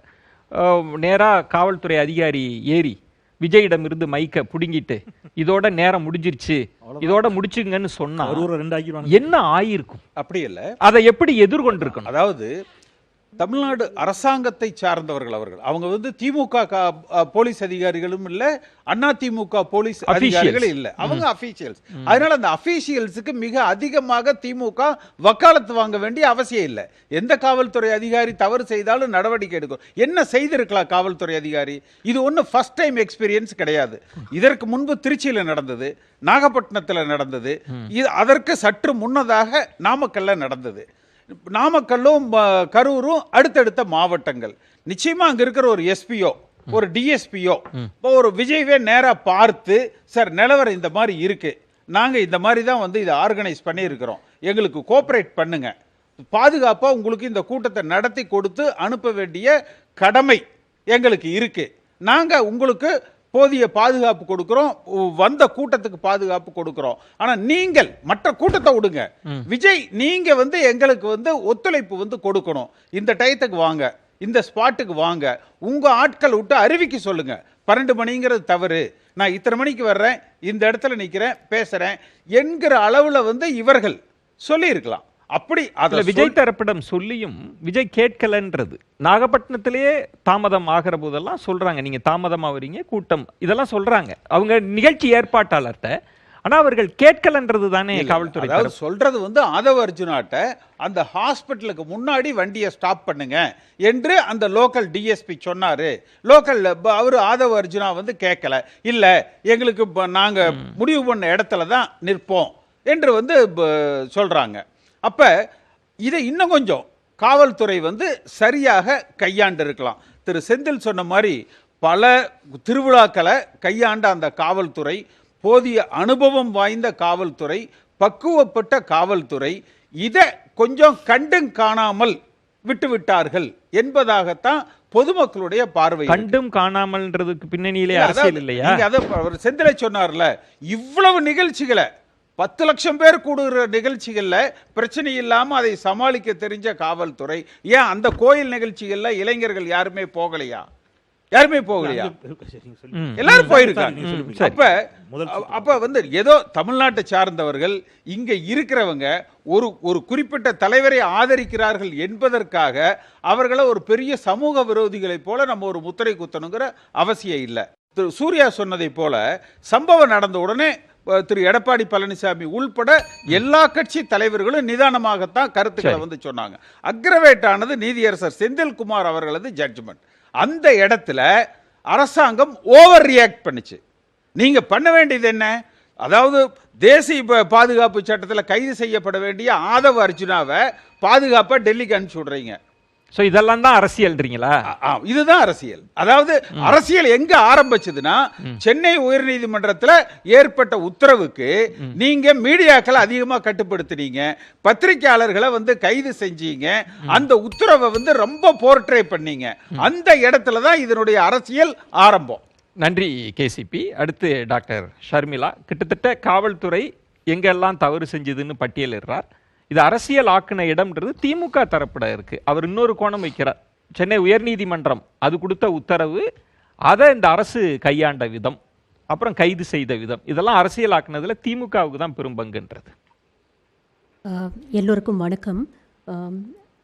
இந்த சம்பவம் நடந்து முதல்ல செய்தி ஊடகங்களில் வந்து 3 பேர் இறந்து போயிட்டாங்க, 4 பேர் இறந்து போயிட்டாங்க அப்படிங்கிற செய்திகள் வரும்பொழுதே பார்த்தீங்கன்னா ஒரு சில யூடியூப் சேனல்ஸில் கான்ஸ்பிரசி தியரிஸை பேச ஆரம்பிச்சிட்டாங்க. இது தாவேகாவுக்கு ஆதரவாகவும் இங்கே இருக்கக்கூடிய திமுக அரசு தான் உள்ளார பூந்து ஏதோ ஒரு கான்ஸ்பிரசி கிரியேட் பண்ணிட்டாங்க அப்படின்னு குறிப்பாக மாண்புமிகு அமைச்சர் செந்தில் பாலாஜி அவர்களை டார்கெட் பண்ணி சம்பவம் நடந்த 2 மணி நேரத்தில் கான்ஸ்பிரசி தியரிஸ் பேச ஆரம்பிச்சிட்டாங்க. ஸோ இதை அரசியல் ஆக்குறது யாரு, முதல்ல அரசியலாக்குனது யாரு அப்படிங்கிற ஒரு கேள்விக்கு இது பதில். இரண்டாவது, என்ன காரணத்தினால இதை அரசியலாக்குறாங்க? ஏன்னா நாம ரெஸ்பான்சிபிலிட்டி எடுத்துக்க கூடாது, நாம அக்கௌண்டபிலிட்டி எடுத்துக்க கூடாது. இது ஒரு சம்பவம் நடந்துருச்சு, இது வந்து விஜய் அவர்களுக்கு ஒரு கடுமையான ஒரு பின்னடைவை ஏற்படுத்திட்டோம், விஜய்க்கு இருக்கக்கூடிய அந்த கிளீன் இமேஜ் அப்படிங்கிறது சேதாரம் அடையும் அப்படின்னு தெரியும் பொழுது இதை எப்படி மடைமாற்றி விடுறது அப்படிங்கிற ஒரு நோக்கத்தோட இந்த ஒரு கான்ஸ்பிரசி தியரிஸை ஆரம்பிச்சு பேசுறாங்க. இதுக்கு பின்னணியில அரசியல் கட்சி தான் இருப்பதா சந்தேகிக்கிறீங்க? கண்டிப்பாங்க. இப்போ சம்பவம் நடந்து 2 மணி நேரம் ஆகுது. நீங்க திமுக தரப்புலேருந்து எப்படி ரியாக்ட் பண்ணாங்க, தாவேகா தரப்புலேருந்து எப்படி ரியாக்ட் பண்ணாங்க அப்படிங்கறத நீங்க ஜஸ்ட் ஊடகங்கள்ல இருக்கு, நம்ம பார்க்குறோம். முதலமைச்சர் வந்து உடனே சம்பந்தப்பட்ட அமைச்சர்களுக்கு ஃபோன் பண்ணி சொல்லி உடனே போக சொல்றாரு. அமைச்சர்கள் அங்கே போகிறாங்க. செந்தில் பாலாஜி அவர்கள் போகும்போது அதே நேரத்தில் அதிமுக அமைச்சரும் போயிருக்கிறாரு. ஆனால் ஏன் செந்தில் பாலாஜி மேலே மட்டும் நீங்கள் கேள்வி எழுப்புறீங்க அப்படிங்கிற ஒரு விஷயம் இருக்கு. இன்னொன்று, முதலமைச்சர் அவர்கள் ரொம்ப தெளிவாக தன்னுடைய காணொலியில் வந்து சொல்றாரு, இதை நான் அரசியலாக்க விரும்பல, எந்த ஒரு தலைவரும் தன்னுடைய தொண்டர்கள் வந்து இப்படி இறந்து போகணும் அப்படின்னு விரும்ப மாட்டாங்க, அதனால இதுல நாம வந்து பொறுமை காக்கணும், இதுக்கு என்ன நடந்தது அப்படிங்கறத விசாரிக்கிறதுக்கு ஒரு அருணா ஜெகதீசன் அவர்கள் தலைமையில ஒரு ஆணையம் அமைக்கிறேன் அப்படின்னு சொல்றாரு. அதுக்குள்ள உங்களுக்கு என்ன அவசரம்? இப்போ சூர்யா அவர்கள் பேசும்பொழுது சொன்னார், யூபியில் வந்து நாங்கள் ஒரே வாரத்தில் ஆணையம் அமைச்சோம், ஒரே வாரத்தில் அவங்க வந்து எல்லாத்தையும் வந்து இன்வெஸ்டிகேட் பண்ணி உண்மையை வந்து கொண்டு வந்து வச்சுட்டாங்க, யார் மேலே குற்றச்சாட்டு அப்படிங்கிறத சொல்லிட்டாங்கன்னு. இங்கே அந்த ஒரு வாரம் டைம் கூட நீங்கள் கொடுக்கலையே, அதுக்குள்ளே வந்து நீங்கள் எல்லா கான்ஸ்பிரசி தியரிஸும் ஆரம்பிச்சிட்டிங்களே. இங்கே வந்து போதுமான காவல்துறை வந்து போதுமான ஆட்களை கொடுக்கல அப்படிங்கிற ஒரு விஷயம் சொல்கிறீங்க. முதல்ல கேசி பழனிசாமி அவர்கள் சொன்ன ஒரு விஷயத்தில் ஒரு சின்ன திருத்தம். இங்கே யாருமே திமுகவும் சரி திமுக கூட்டணி கட்சிகளும் சரி விஜயோடைய தொண்டர்கள் சமூக விரோதிகள் அப்படின்னு எந்த ஒரு இடத்துலையும் நாங்கள் பதிவு பண்ணல சார். அவங்களுக்கு அந்த மெச்சூரிட்டி இல்லை, அவங்க இன்னும் ரசிகர் மனப்பான்மையில தான் இருக்கிறாங்க, அவர் இன்னும் அரசியல் மயப்படுத்தல அந்த கூட்டத்தை. ஆமா, அவங்க பொலிட்டிசைஸ் ஆயிருந்தாங்கன்னா இது போன்ற ஒரு அசம்பாவிதம் நடந்திருக்காது அப்படிங்கிற ஒரு விமர்சனத்தை தான் வச்சோம். குறைஞ்சபட்சம் அதற்கு மாரல் ரெஸ்பான்சிபிலிட்டியை விஜய் அவர்கள் எடுத்துக்கணும், ஏன்னா இதை நீங்க சரியா ஆர்கனைஸ் பண்ணல அப்படிங்கிற குற்றச்சாட்டு தான் வச்சோம். விஜய் வந்து குற்றவாளி, இது ஒரு 41 கொலைகள் அப்படின்னு கூட நாங்க சொல்லல. இன்ஃபேக்ட் அப்படியெல்லாம் அவங்க தான் பேசிக்கிட்டு இருக்காங்க. அங்க தரப்புல தான் எதிர்த்தரப்புல அரசியல் பண்ணக்கூடியவர்கள்லாம் 41 கொலைகள் அப்படின்னு பேசிட்டு இருக்காங்க. ஸோ நீங்க ஆரம்பிச்ச ஒரு 2 hours சம்பவம் நடந்து ஒரு 2 hoursலயே இந்த கான்ஸ்பிரசி தியரிஸ் எல்லாம் அவுத்து விடுறாங்க. ஒரு பக்கம் வந்து போதுமான போலீஸ் இல்லை அப்படின்னு சொல்றாங்க. ஒட்டுமொத்த கரூர் மாவட்டத்துக்கே 1000-1500 போலீஸ் தான் சார் இருந்திருப்பாங்க. அன்னைக்கு கிட்டத்தட்ட 600 பேர் அந்த கூட்டத்தில் இருந்திருக்கிறாங்க. 2 நாள் முன்னால எடப்பாடி அவர்கள் அங்க கூட்டம் நடத்தியிருக்காரு, அதுக்கு 150 போலீஸ் தான் போயிருக்காங்க, அவருக்கும் கிட்டத்தட்ட இதே கூட்டம் வந்திருக்கு. பட் எப்படி அவங்களால ஒரு ஆர்கனைஸ்டா அதை பண்ண முடிஞ்சது? அப்போ எசென்ஷியலி நீங்க இதுல பாத்தீங்கன்னா அடிப்படை கோளாறு எங்க இருக்கு அப்படின்னு பாத்தீங்கன்னா, தொடர்ந்து விஜய் தரப்புல இருந்து ஆரம்பத்திலிருந்தே காவல்துறையை ஒரு எதிரி மாதிரி போர்ட்ரே பண்ற ஒரு நரேட்டிவ அவங்க தொடர்ந்து எல்லா பிரச்சாரத்திலையும் மாநாடா இருக்கட்டும் இல்ல பரப்புரைகளாக இருக்கட்டும், காவல்துறை என்ன நிக்க விட மாட்டேங்குது, உட்கார விட மாட்டேங்குது, என்ன ஜன்னல் வழியா பார்க்க விட மாட்டேங்குது, இறங்க விட மாட்டேங்குது, பேச விட மாட்டேங்குது, நான் பேசுறதே 3 நிமிஷம் தான், அதுல தடை சொல்றாங்க அப்படின்னு ஒவ்வொரு ஸ்டேஜ்லயும் காவல்துறை ஏதோ தாவேக்காவின் எதிரி மாதிரி ஒரு விஷயத்தை வந்து தொடர்ந்து தாவேக்காவுக்கு கட்டமைச்சாங்க. அப்போ அங்க இருக்கக்கூடிய அந்த புரிதல் இல்லாத அந்த இளைஞர்களுக்கு வந்து என்ன தோணும், காவல்துறை தான் நமக்கு மெயின் வில்லன் அப்படிங்கிற ஒரு விஷயத்தை வந்து அவங்க மனசுல வந்து நீங்க ஆழமா பதிய வச்சுட்டீங்க. காவல்துறை ரொம்ப தெளிவா சொல்லுது, ரோட் ஷோ நடத்தாதீங்க, உங்க கட்சி தொண்டர்களுக்கு வந்து சொல்லுங்க மரத்து மேல ஏறக்கூடாது, எலக்ட்ரிக் கம்பத்து மேல ஏறக்கூடாது, அவங்களை அட்வைஸ் பண்ணுங்க, அவங்க கிளவுட் கண்ட்ரோல் பண்ணுங்க, அவங்கள வந்து நீங்க வந்து அரசியல் படுத்துங்க. இந்த கண்டிஷன்ஸ் எல்லாம் போட்டு தானே உங்களுக்கு பர்மிஷன் கொடுத்தாங்க. நீங்க தானே 10,000 பேர் வருவாங்க அப்படின்னு சொல்லி பர்மிஷன் வாங்கினீங்க. உங்களால கட்டுப்படுத்த முடியாத கூட்டம் வரும், அது ரொம்ப சின்ன இடம் அப்படின்னு நீங்க நினைச்சிருந்தீங்கன்னா எங்களுக்கு இந்த பர்மிஷன் வேண்டாம் ரிஜெக்ட் பண்ணிட்டு போயிருக்கலாமே சார். அதை நீங்க ஏன் பண்ணல? உங்களுடைய ஒரிஜினல் பிளான் என்ன? சென்னையும் திருவள்ளூரும் போறது தானே உங்களுடைய ஒரிஜினல் பிளான். அந்த ஒரிஜினல் பிளானை 2 நாள் முன்னாடி மாத்தி கரூருக்கு தான் நாங்க போவோம் அப்படின்னு பர்மிஷன் கேட்டது யாரு? தாவேக்கா தானே பர்மிஷன் கேட்டீங்க. அப்ப இதுல வந்து அரசாங்கத்துடைய கான்ஸ்பிரசி எங்க இருந்து வருது? அதிமுக பாஜக கேட்பது இப்ப விசாரணை ஆணையெல்லாம் அமைச்சிட்டீங்கல்ல, அப்புறம் ஏன் அவசரமா நீங்க தீர்ப்பு எழுதுறீங்க அதிகாரிகளை கொண்டு? அங்கதான் எங்களுக்கு சிக்கல் வந்து. அதிகாரிகளை கொண்டு நீங்க பிராக்டிகலா யோசிச்சு பாருங்க. சோசியல் மீடியால அவ்வளோ கான்ஸ்பிரசி தியரிஸை ஃப்ளட் பண்றாங்க. சம்பந்தம் இல்லாம ஆட்கள் வந்து கூட்டத்துல பூந்துட்டாங்க, ஸ்ப்ரே அடிச்சிட்டாங்க, கத்தியால குத்திட்டாங்க, செருப்பை தூக்கி வீசினாங்க, எவ்வளவு கான்ஸ்பிரசிஸ், எவ்வளவு விஷயங்களை வந்து அவங்க பதிவு பண்றாங்க. அப்போ ஒரு அரசு தரப்புல இருந்து ஒரு அடிப்படை விளக்கம் கொடுக்கக்கூடிய ஒரு பொறுப்பு ஒரு அரசுக்கு இருக்கு இல்லையா? அப்ப சமூகத்துல நீங்க ஒரு தவறான ஒரு பொலிட்டிக்கல் நரேட்டிவை நீங்க கட்டமைக்க முயற்சி பண்றீங்க அப்படிங்கும் பொழுது ஒரு அரசாங்கமும் அதிகாரிகளும் இதை பத்தி பேசினா என்ன தப்பு? இதே தானே எடப்பாடி அவர்கள் பண்ணாரு. இப்போ தூத்துக்குடி துப்பாக்கிச்சூடு சம்பவம் நடந்ததுக்கு அப்புறம் நீங்க தான் அருணா ஜெகதீசன் அவர்கள் தலைமையில ஒரு ஆணையம் போட்டீங்க. அதுக்கப்புறம் எடப்பாடி அதை பத்தி பேசவே இல்லையா? அவர் பிரஸ் மீட் கொடுக்கவே இல்லையா? அப்போ எல்லாத்தையுமே நீங்க வந்து ஒரு குற்றம், நீங்க காமாலகாரனுக்கு கண்டதெல்லாம் மஞ்சள் அப்படிங்கிற மாதிரி திமுக என்ன பண்ணாலும் அது குற்றம், அதுல கான்ஸ்பிரசி இருக்கு அப்படிங்கிற ஒரு நரேட்டிவை உங்க கையில எடுக்கிறாங்க. இவ்வளோ விஷயங்கள் நடக்குதுல்ல. இப்ப போற போக்குல சூர்யா அண்ணா ஒரு விஷயத்தை வந்து சொல்லிட்டு போனாரு, விஜய் மீது குற்றங்கள் இருக்கு, பட் அதெல்லாம் நம்ம பேச வேண்டிய அவசியம் இல்ல அப்படின்னு கேஷுவலா ஒரு ரிமார்க் சொல்லிட்டு ரெஸ்பான்சிபிலிட்டி அக்கவுண்டபிலிட்டி அப்படின்னு பிரிச்சு நம்ம பேசவே வேண்டியது இல்ல அப்படின்னு சொன்னாரு சார். இன்னைக்கு எடப்பாடி அவர்களும் சட்டமன்றத்தில் அப்படித்தானே பேசுறாரு. ஒட்டுமொத்த பிரச்சனையும் வந்து காவல்துறை கிட்ட தான் இருக்கு, அரசு கிட்ட தான் இருக்கு. இது விஜய் சொல்லக்கூடிய அதே கான்ஸ்பிரசி தியரிஸ விஜயோட ஸ்போக்ஸ் பர்சனா எடப்பாடி அவர்கள் வெளியில வந்து பேசுறாரு. எப்போ இந்த இடம் மாறுது? அவர் கேட்டார்ல, what is the aggravating factor அப்படிங்கிற ஒரு விஷயம் கேட்டார்ல. முதல் 2 நாள் ரொம்ப சென்சிபிளா தான் எடப்பாடி அவர்கள் பேசிட்டு இருந்தாரு. ஆனா எப்போ அந்த இடம் மாறுது அப்படின்னு பாத்தீங்கன்னா, அண்ணாமலை ஒரு ஸ்டாண்ட் எடுக்கிறார். விஜய் லேட்டா வந்ததுல என்ன தப்பு அப்படிங்கிற ஒரு ஸ்டாண்ட் எடுக்கிறார். விஜயை வந்து ஜோசப் விஜய் அப்படின்னு விமர்சிச்ச ஹெச் ராஜா அவர்கள் கட்டப்பாவுக்கு நான் தான் பாகுபலிக்கு கட்டப்பா அப்படிங்கிற ரேஞ்சில் விஜய் வந்து யாராவது ஏதாவது சொன்னா முதல் ஆளா நான் வந்து நிப்பேன் சப்போர்ட்டுக்கு அப்படின்னு பேசுறாரு. நேற்று கொடுத்த ஒரு இன்டர்வியூல டாக்டர் தமிழிசை சவுந்தரராஜன் என்ன தெரியுமா பேசியிருக்கிறாங்க? விஜய் ஒரு குழந்தை மாதிரி, அந்த குழந்தைய பாதுகாக்க வேண்டியது எங்க கடமை அப்படின்னு பேசியிருக்கிறாங்க. அப்போ நமக்கு என்ன இயல்பாகவே தோன்றுகிறதுன்னா, விஜய் அப்படிங்கிற அரசியல் குழந்தையை உருவாக்கிய அப்பா அம்மா வந்து பிஜேபி அண்ட் ஏடிஎம்கே. அப்ப குழந்தை வந்து ஏதாவது ஒரு தப்பு பண்ணிட்டா இயல்பாக பேரண்ட்ஸோடைய மென்டாலிட்டி என்னவா இருக்கும்? நம்ம குழந்தை வந்து தவறுகளுக்கு அப்பாற்பட்டவன், அதோ அவனை வந்து ரெஸ்பான்சிபிலிட்டியோ அக்கௌண்டபிலிட்டியோ எடுத்துக்க முடியாது. அப்ப அந்த குழந்தைய எப்பாடுபட்டாவது நம்ம காப்பாற்றணும் அப்படிங்கிற ஒரு முயற்சியில இறங்குவாங்கல்ல.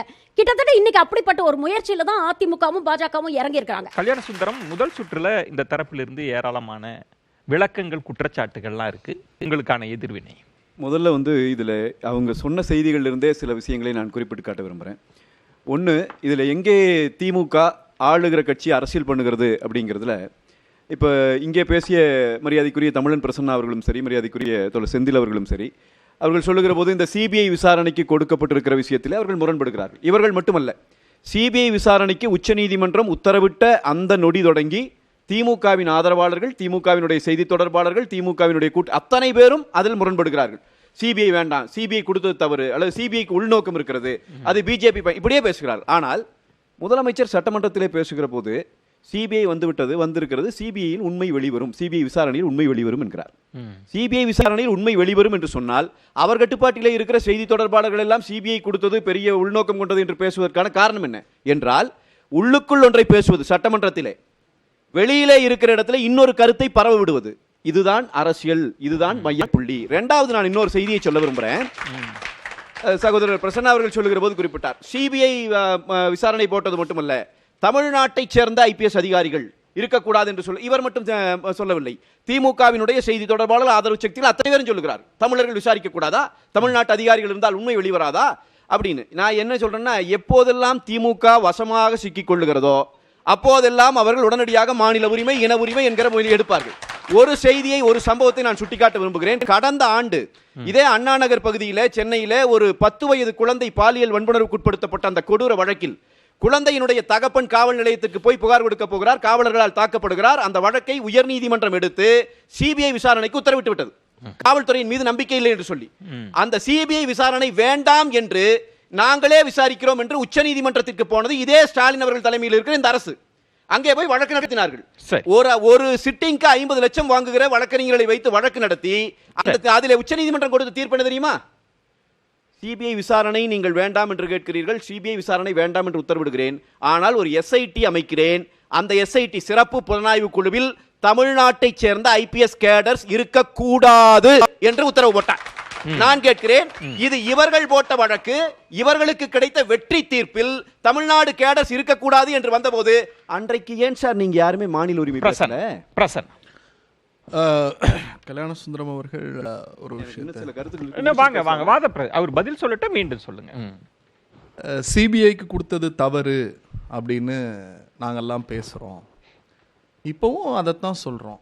நாங்கள் சொன்னால் அவருக்கு கோபம் வருது. ஆனால் விஜய் வந்து சிபிஐ பாஜகவினுடைய ஏவல் கைப்பிடியில் இருக்கிற பாவை அப்படின்னு விஜய் சொன்னதை கல்யாணசுந்தரம் வெகுவாக மறந்துட்டு, விஜய் எங்கள் கூட்டணிக்கு வரணும் அப்படிங்கிறதோ, அந்த கொடியை தூக்கி பிடிக்கிறதோ, இந்த மரணத்தை வைத்து அவர்கள் அரசியல் செய்வது அப்படிங்கிறது அப்பட்டமான ஒரு விஷயம். அதை விட முக்கியமாக என்ன சொன்னார், நாங்கள் மாநில உரிமை பேசுகிறோம், நீங்கள் வந்து சிபிஐ வந்து அம்மையார் ஜெயலலிதா சிபிஐ பற்றி என்ன சொல்லியிருக்காங்கங்கிறத எங்களை விட அண்ணன் பழனிசாமி அவர்களுக்கு நிரம்ப தெரியும். ஏன் இந்திரா காந்தி காலத்தில் எம்ஜிஆர் அவர்கள் சிபிஐ குறித்து பேசிய வரலாறுலாம் இங்கே இருக்கு. அந்த பேக் ஃபைலெல்லாம் நம்ம கல்யாணசுந்தரம் அவர்களுக்கு நினைவுபடுத்துறேன். சிபிஐ யார், எதனால் நடத்தப்பட்டது, எப்படியெல்லாம் நடத்தப்படுகிறது. நான் முடிச்சேன், ஆட் பண்ணியே பேசுங்க. நீங்க அப்படின்னா சிபிஐ அப்படிங்கிற அந்த அமைப்பு, நான் இப்ப நேரடியா கேட்கிறேன், போன தடவை உங்க வழக்கில் கொடுக்கப்பட்ட தீர்ப்புல இப்படி வந்தபோது அன்றைக்கு விமர்சிக்காத நீங்கள், அன்றைக்கு அதை ஏற்றுக்கொண்டு கொண்டாடிய நீங்கள், இன்றைக்கு விமர்சிக்கிறீர்களே, இது உள்நோக்கம் கேட்கிறேன். ஒரே நிமிஷம். அதாவது சிபிஐங்கிற அமைப்பே வந்து ஒரு கரப்டடான அமைப்பு தான், அது வந்து செயல்படவே கூடாத அமைப்பு தான் ஒரு முடிவுக்கு ஒரு நாட்டில் இருக்கிற அரசியல் கட்சி வந்துடலாமா? வந்துட்டா இப்படியான விவாதங்கள் முதல்ல தேவையா? இல்ல, நீங்க போலீஸ் ஆகட்டும், சிபிசிஐடி ஆகட்டும், சிபிஐ ஆகட்டும், பல முறை அவை விமர்சனத்திற்கு உட்படுத்தப்படும். ஆனால் அவை இண்டிவிஜுவலாக இயங்குகிற அமைப்புகள் என்பதை ஏற்றுக்கொண்டுதான் நம்ம எல்லாம் கட்சி நடத்துகிறோம். இதே லாஜிக் தமிழ்நாடு காவல்துறைக்கும் பொருந்தும் இல்லையா? எல்லாருக்கும் பொருந்தும். தமிழ்நாடு காவல்துறை பொருந்தும். தமிழ்நாடு காவல்துறை குற்றச்சாட்டுக்கு உள்ளாக்கப்பட்டிருக்கிறது என்பதால் தான் தேர்ட் பார்ட்டியோட விசாரணை வேணும் கேட்கிறோம். இல்ல சார், அவர்கள் மீது குற்றச்சாட்டுக்கு வந்து அவங்களே விசாரிக்க முடியாதுல்ல? இல்ல சார், அவர்கள் மீது குற்றம் சுமத்தப்பட்டிருக்கிறது, ஆகவே அவர்கள் விசாரிக்க கூடாது அப்படிங்கிறார். இதுல ஏன் உள்நோக்கம் இருக்கு, ஏன் சிபிஐ வருதுங்கிற கேள்வி வருதுன்னா, நீங்க ஒரு வழக்கறிஞர், நான் ஒரு வழக்கறிஞர், எதிர்த்தரப்புல detailed petition, reply petition, affidavit தாக்கல் பண்ணுங்க, அதுக்கப்புறம் உத்தரவு போடணும்னு சொல்லிட்டு இரவோடு இரவா ஞாயிற்றுக்கிழமை இதை அவசரமாக பட்டியல் படுத்தி இதையெல்லாம் விசாரிங்க அப்படின்னு சொல்லி உள்நோக்கம் கொண்டு அந்த சிபிஐ தீர்ப்பை முதல்ல கொண்டாடி, நான் முடிச்சிடுறேன் சார், நான் முடிச்சிடுறேன். இதெல்லாம் கொண்டாடிட்டு இந்த தீர்ப்பு வருதுன்னு உடனே முதல்ல கொண்டாடியது பாஜக. ஏன் கொண்டாடினீங்க? இங்க ரெஸ்பான்சிபிலிட்டி யார்கிட்ட இருக்கு? இந்த விவகாரம் இல்ல நான் எல்முருகனோட ட்விட்டர் எடுத்து காட்டுறேன். கொண்டாட்டம்னா யாரும் நாங்க நான் முடிச்சறேன். ஸ்வீட் கொடுத்து எதுவும் கொண்டாடல, ஸ்வீட் கொடுத்து நாங்க எதுவும் கொண்டாடல. ஒரு நிமிஷம், உங்கள் மீது குற்றப்பட்ட குற்றச்சாட்டான விஷயங்கள், உங்களுடைய மனசாட்சின்னு ஒன்னு இருந்தா, உங்களுக்கு மனசாட்சின்னு ஒன்னு இருந்தா, 41 பேர் சவத்து மேல ஏறி எங்க கூட்டணிக்கு வந்த நமக்கு மனசாட்சின்னு வரும்போது ஒரு நிமிஷம் இந்த பதட்டம் தெரியுது. நீங்க லீகலா பேசுங்க.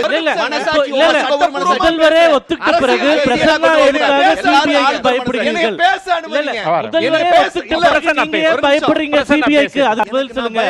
சிபிஐக்கு நீங்க ஏன் பயப்படுறீங்க? நாங்க ஏன் பயப்படல. பயப்படுறீங்க? சொல்லுங்க. சிபிஐக்கு எதுக்கு பயப்படலங்க. பயப்படுறீங்க? இல்ல ஒரு நிமிஷம் என்னை அனுமதிங்க. அவர் பேசட்டும். அனுமதிங்க. அவர் பேசட்டும். அனுமதிங்க. சிபிஐ வந்த உடனே கொண்டாடுனது எல்முருகன். ரெண்டாவது மகிழ்ச்சி பொங்க பேசியது வானதி சீனிவாசன். ஒரு ஹலோ நீங்க பேசுங்க, என்னை பேச சரி, பேசுங்க, பேசுங்க. என் மேல ஒரு விஷயம் சொல்லிருக்கீங்க, அதை நான் பதில் சொல்றேன். என்னை பதில் சொல்ல அனுமதிக்கலன்னா பதட்டத்தில் இருக்கீங்கன்னு அர்த்தம். மூணாவது மிக முக்கியமா என்ன சொல்றாங்க, பிஜேபிக்கு வந்தால் விஜய் காப்பாற்றப்படுவார்னு பிஜேபியை ஆதரிக்கிற பத்திரிகையாளர்களும் பிஜேபியினுடைய தேசிய செயலாளர்களும் பேசுறாங்க. வானதி சீனிவாசன் கேட்கிறாங்க, இந்த தீர்ப்புக்கு பிறகு விஜய் இன்னும் எங்கள் கூட்டணி பலமாகிறது, இன்னும் கொடி பறக்கிறது, நாங்கள் வரப்போகிறோம் அப்படின்னு விஜய் உங்களோடு வருவாரான்னு கேட்டதற்கு இன்னும் எங்கள் கூட்டணி பலம் பெறும், சிபிஐ இடம் வழக்கு போயிருக்கிறது அப்படின்னு ஒரு ஸ்டேட்மெண்ட் சொல்றாங்க. இப்ப ஸ்டேட்மெண்ட் சிபிஐன்னு போனதுக்கு அப்புறம் இந்த கட்சிகள் கூட்டணிக்கு வரும், விஜய் கூட்டணிக்கு வந்தால் காப்பாற்றப்படுவார்கள் சொன்ன நபர்கள் யார்? பாஜகவை சார்ந்தவர்கள், பாஜகவின் தலைவர்கள். அப்ப சிபிஐ நீங்க இந்த பாஜக அரசு எப்படி பயன்படுத்துதுங்கிறதுக்கான லட்சணத்தை தான் நான் சொல்றேன். சிபிஐக்கு போயிடுச்சு, விஜய் கூட்டணிக்கு வருவாங்கன்னு எந்த தலைவருமே சொல்ல. அப்பட்டமான பொய், முழுக்க முழுக்க பொய். இதுல குறைந்தபட்ச உண்மை கூட கிடையாது.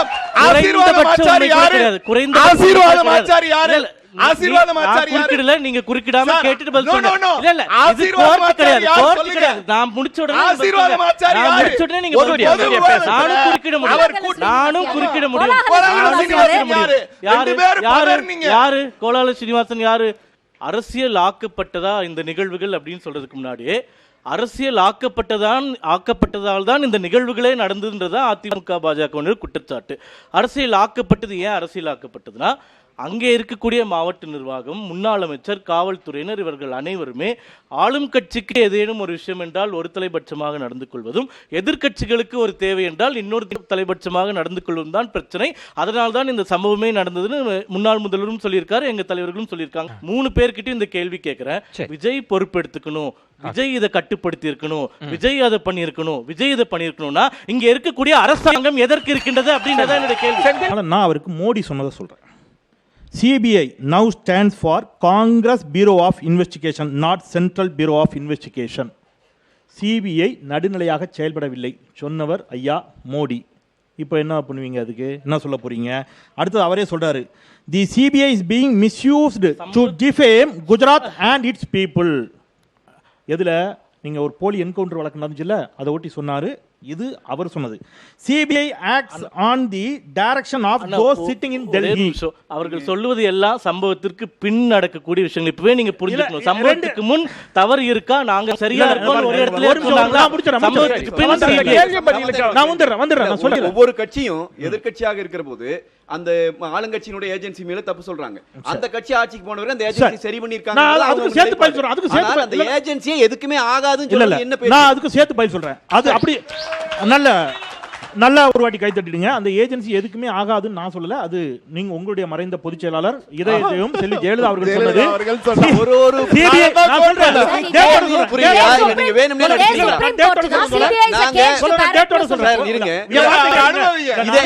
இதே தமிழ்நாடு போலீஸ் ஸ்டாலின் சொன்னாரு.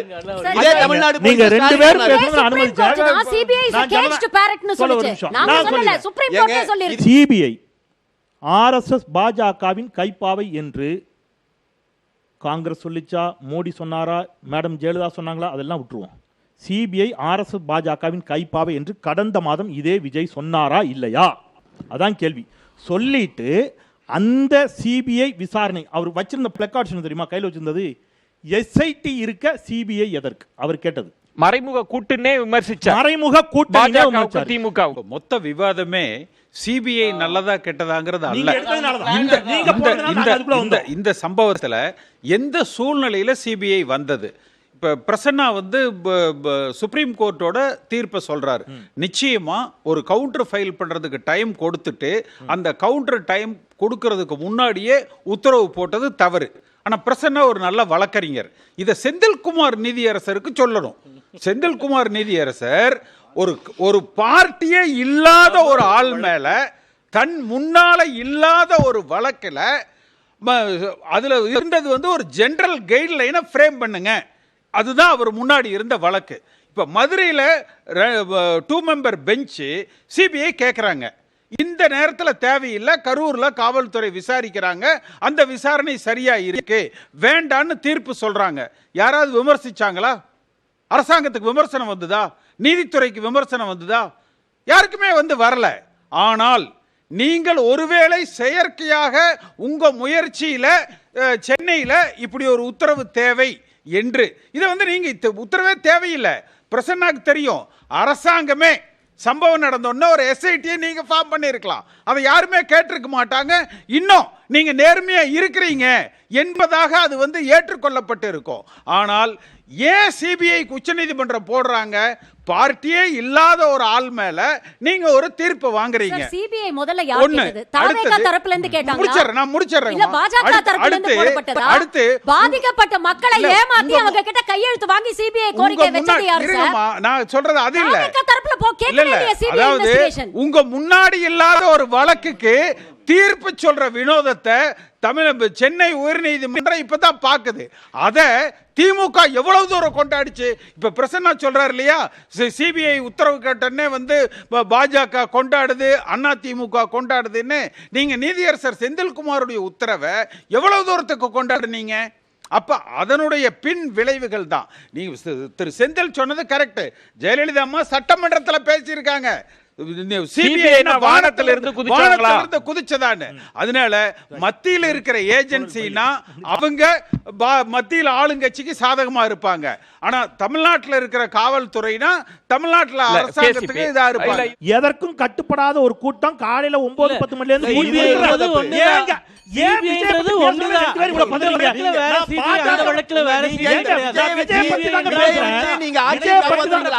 விஜய் பத்தி தான் பேசுறேன். விஜய் பத்தி காப்பாற்றுவதற்கு இந்த வேலையை பண்றீங்க. நீங்க விஜயோடு கூட்டணி வைப்பதற்கு இந்த வேலையை பண்றீங்க. இந்த விவாதம் ரெண்டு அணி இருக்கு. நீங்க விஜய் அணி குற்றச்சாட்டு அரசின் மீது இருக்குல்ல, காவல்துறை மீது இருக்குல்ல. காவல்துறை மீது குற்றச்சாட்டு இருந்தா சிபிஐக்கு போகணும் நீங்க சொல்றீங்க. நீங்க ஒரு குற்றச்சாட்டு இருக்குல்ல. இந்த விவாதத்துல ரெண்டு அணி தான் சார் இருக்கு. இந்த பக்கம் அரசுக்கு ஆதரவாக பேசக்கூடிய அணி, அந்த பக்கம் தாவேகா சார்புல யார் சார் இருக்காங்க? அவங்க மூணு பேர் இருக்காங்க. தாவேகா சார்புல இருந்து ஒருத்தருக்கு தைரியம் இருக்கா பேசுறதுக்கு? இன்னைக்கு வரைக்கும் விஜய் ஒரு பிரஸ் அரசாங்கம் செய்த தவறை நாங்கள் தட்டி கேட்கிறோம். அதுல என்ன பண்ணி? ஆமா, அடுத்து கேசிபி இதுல சிபிஐ விட்டுருவோம். அது ப்ரொசீஜர், அதுக்குள்ள விமர்சனம் போதுமான அளவு வச்சு. இதுக்குள்ள இருக்கிற அரசியல்ன்றது வேங்கை வயல்ல என்ன சொன்னாங்க அப்படின்னா, அதை வச்சு யாரும் கூட்டணிக்கு ஒன்றும் போறதுல இல்ல போறது. ஆனா இந்த சிபிஐக்கு பின்னால் அரசியல் கூட்டணி கணக்கு இருக்கா? இந்த அரசியல் கூட்டணிக்காக கரூர் துயரம் மாற்றப்படுதா? அதை பேசினா நல்லா இருக்கும். அதாவது அவங்க டாக்டர் ஷர்மிளா சொன்னாங்க, விஜய் என்கிற குழந்தை அண்ணா திமுக பாஜகவால் உருவாக்கப்பட்டது. அப்படி இல்லை.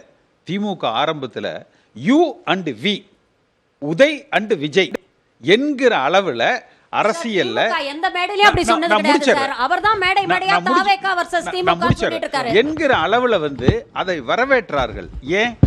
திமுக அரசாங்கத்துக்கு எதிரான வாக்குகளை சிதறடிக்கக்கூடிய ஒரு சக்தியாக அவர்கள் விஜய பார்த்தாங்க. திமுக பி டீம்ன்றீங்க நீங்க. திமுகவினுடைய பார்வையில விஜய், நான் அப்படி கூட குற்றம் சொல்லல, ஆனா அவங்க பாசிட்டிவா பார்த்தாங்க. அதனால வாக்குகள் சிதறடிக்கப்படும், நமக்கு இது நல்லது என்பதாகத்தான் அவங்க பார்த்தாங்க. ஆனால் இந்த கரூர் துயர சம்பவம் என்பது ஒரு இந்த அரசாங்கத்தின் மீது ஒரு விழுந்த ஒரு கரும் புள்ளியாக எதிர்க்கட்சிகளை ஒன்றிணைக்கக்கூடிய ஒரு பாலமாக, ஒரு துவக்க புள்ளியாக அது உருவாயிடுச்சு. அது தெரிந்தோ தெரியாமலோ, ஏன்னா அது என்ன சூழ்நிலையும் கூட. இப்ப அண்ணா திமுக ரொம்ப பரவாயில்லைங்க என்று சொல்ல முடியாது, ஏன்னா அது எதிர்க்கட்சி. அதே மாதிரி பாஜகவும் எதிர்க்கட்சி. அப்ப நேச்சுரலா என்ன பண்ணணும்? விஜயை ஆதரிக்கிறோமோ இல்லையோ, திமுக அரசாங்கம் செய்கிற தவறுகளை மக்கள் மத்தியில அவர்கள் சொல்லியாக கூட்டணி அரசியல் அப்படி சொல்லுகிற பொழுது தானாகவே ஒரு கூட்டணியாக இது இயற்கையாக அது உருவெடுக்குது. நேச்சுரல் அலையன்ஸா இதை உருவாக்கி கொடுத்த பெருமை திரு ஸ்டாலின் அவர்களுக்கும் திமுக அரசாங்கத்துக்கு தான் சாரு. இல்ல, இந்த மூணு பேரும் திமுக விஜய் எங்களோடு கூட்டணி சேருவதற்கு மிகப்பெரிய வாய்ப்பை செய்து விட்டார். உங்களை வாழ்த்துகிறோம், வரவேற்கிறோம். நீங்கள், விஜய், அதிமுக எல்லாரும் சேர்ந்து வாங்க. நாங்கள் we are ready to face you. உங்களல்ல, யார் வந்தாலும் எதிர்த்து நிற்கிறதுக்கு முத்துவேல் கருணாநிதி ஸ்டாலின் என்கிற திராவிட இனத்தினுடைய தன்மானமிக்க தலைவர் இருக்கார். ரெண்டாவது, நம்ம மரியாதைக்குரிய கல்யாண சுந்தரம் சொன்னார், பிரசன்னா எப்பவும் சட்டத்தோடு பேசுவார், இன்னைக்கு மட்டும் என் மனசாட்சி அப்படிங்கிறார். நான் சட்டத்தோடு தான் பேசினேன். அந்த புறத்திலே பேசிய உங்களுக்கு மனசாட்சி இல்லை என்பதற்காக, உங்கள் மனசாட்சி இருக்கிறது என்பது உணர்த்துவதற்காக மனசாட்சியோடு பேசுங்கள் என்று சொன்னேன். எங்களை சேர்த்தது இவர்தான். நான் தெளிவாக ஒரு சினாப்சிஸ் சொன்னேன். சிபிஐக்கு இந்த வழக்கு போனதற்கு அப்புறம் இந்த வழக்கு வந்தது, விஜய்க்கான ஆதரவு குரலை தெரிவித்தது யார் யார்? எல் முருகன் ட்விட்டரில் என்ன போட்டார், வானதி சீனிவாசன் என்ன போட்டார், ஆசீர்வாதம் ஆச்சாரி பொது விவாதத்தில் சொல்றாரு அவர் கூட்டணிக்கு வர வேண்டும், வந்தால் பாஜக காப்பாற்றும். கோலாகல சீனிவாசன் லாபியிஸ்ட் சொல்றாரு பாஜகவிற்கு விஜய் வர வேண்டும், விஜய் காப்பாற்றப்படுவார் அப்படின்னு. இந்த 4 டோன் யாரு? நாமக்கல் கூட்டத்தில் நாம் கூட்டணிக்கு முழக்கமிட்டு விட்டோம்னு. நான் என்னன்னா, எனக்கு ரொம்ப வருத்தம் என்னன்னா, ஆசை வெட்கமறியாதும்பாங்க. எடப்பாடி பழனிசாமி கிட்டத்தட்ட புரட்சி தலைவர் எம்ஜிஆர், புரட்சி தலைவி அம்மையார் ஜெயலலிதா போன்றவர்கள், நான் முடிச்சிடறேன் சார், புரட்சி தலைவி அம்மையார் ஜெயலலிதா போன்றவர்கள் வழிநடத்திய இந்த பேர் இயக்கம், அருண்ஜேட்லிங்கிற ஆளையெல்லாம் வாசல்ல நிப்பாட்டின இயக்கம், ஒரு நாற்காலிக்காக நேத்து முளைச்ச ஒரு காளான், அடங்காத கூட்டம், இந்த தமிழ்நாடு திராவிட சித்தாந்தத்திற்கே கேவலமாக ஒரு செயல்பாட்டை செய்து கொண்டிருக்கிற இந்த கூட்டத்தை கண்டிப்பதற்கு விட்டுவிட்டு அவர் எங்களோடு கூட்டணிக்கு வருவார், ஆட்சியை பிடிப்போம்னு பேசுறது அதிமுகவுக்கு கேவலமா இல்லையா சார்? இது இது இந்த வார்த்தைகள் எல்லாம் போட்டா நாங்க கொஞ்சம் தடுமாறுவோம்னு பிரசன்னாவுடைய நம்பிக்கை. ஆனால் அவர் திமுகவிலிருந்து இதை விட நாகரிகமா பேச முடியாது, எனவே நாங்கள் அதை விட்டு விடுகிறோம். எல்லா கட்சிகளும் சிபிஐயை எதிர்த்திருக்கிறாங்க, ஆதரிச்சிருக்கிறாங்க.